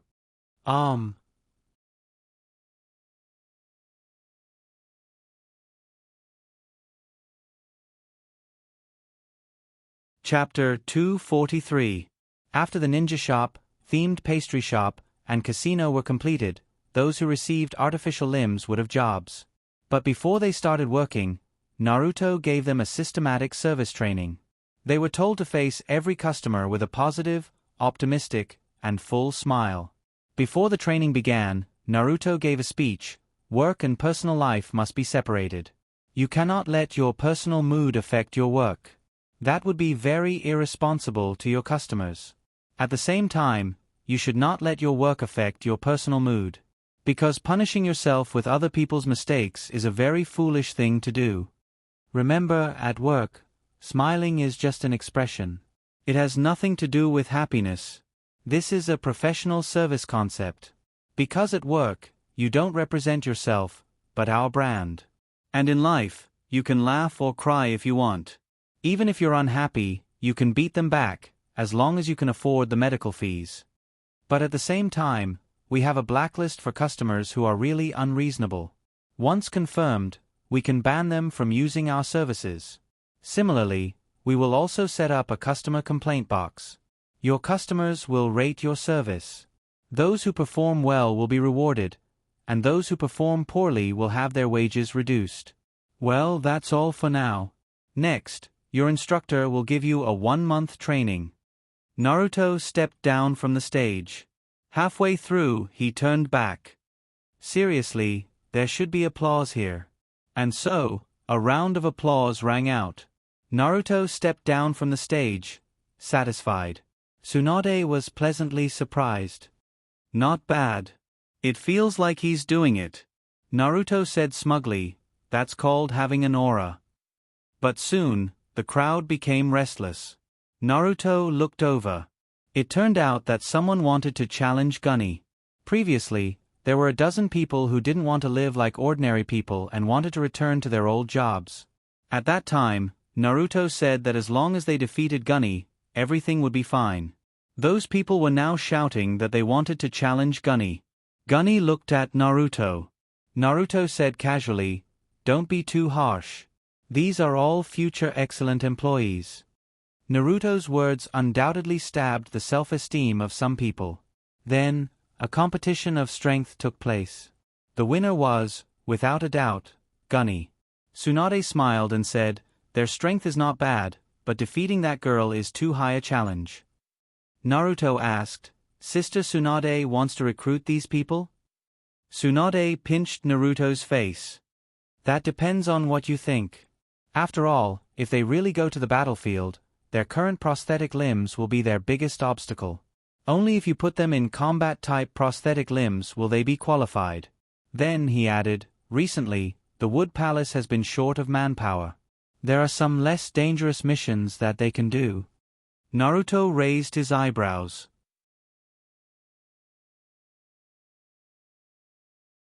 Tsunade had already said so much. What else could he say? "Zhou Yu was willing to beat Huang Gai." Naruto asked those people again, "Do you want to go back to your old business?" After being defeated, a few people became obedient. However, there were still some who expressed their desire to go back to their original positions. Naruto nodded. "It's not impossible. But there's one thing. This is not my decision. I'm not obligated to pay for combat prosthetic limbs." As he spoke, he took out a scroll and handed it to them. "This is a 3-price combat prosthetic limb. You can use your own money to buy it, or, you can ask your boss, Naruto-sama, to pay for it." Tsunade glared at Naruto. She already knew that Naruto was waiting for her. Naruto shrugged. "Research requires a lot of money. I can't do anything about it." Tsunade rolled her eyes again. She then turned to the ninjas who were holding the scroll and said, "Show me the scroll." After reading it, Tsunade almost couldn't help but slap Naruto.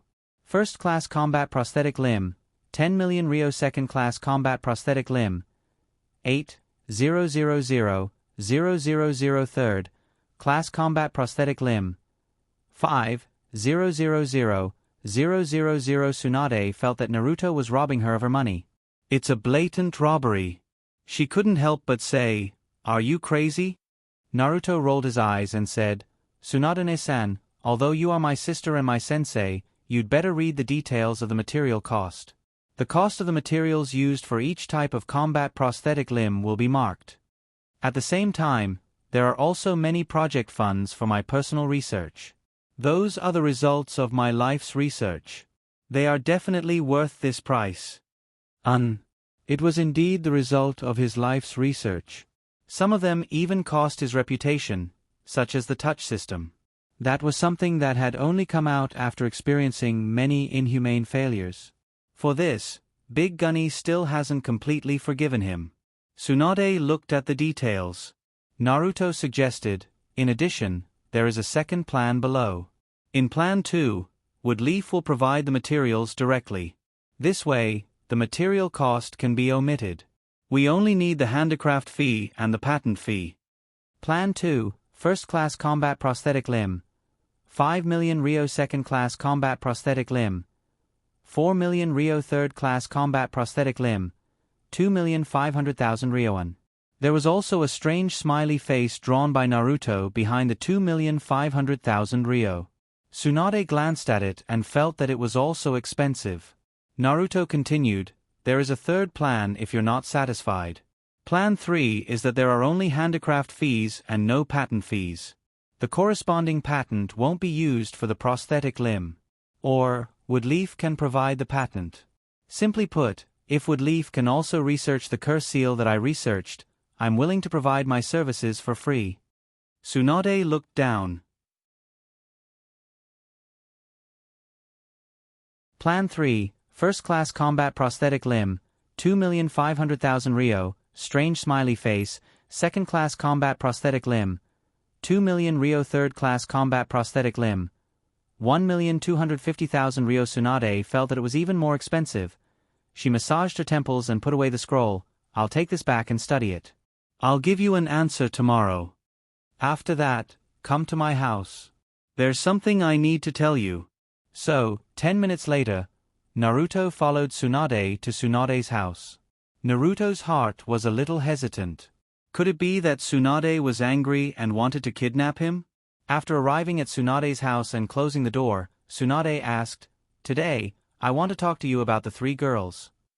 Naruto nodded to show that he was listening.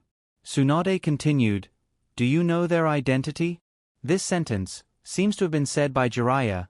Naruto replied, "Since Tsunade-san asked me this, it means that Jiraiya-sama told you the information he collected?" Tsunade didn't expect Naruto to answer like this. She raised her eyebrows and didn't deny it. Naruto smiled and said, "Then what is their identity?" Jiraiya also asked me if I knew their identity, but that guy just asked such a question and didn't tell me their identity. I didn't sleep well for several days because of this. Tsunade rolled her eyes, pinched Naruto's face and said, "Little rascal." Naruto, hee hee. Tsunade thought for a moment and said, "Jiraiya didn't tell you because it involves a huge underground organization." Naruto nodded obediently and asked curiously, "What organization?" You're tuning in to the Narrate and Escape YouTube channel. Don't forget to subscribe and join us on this journey to catch the most captivating stories.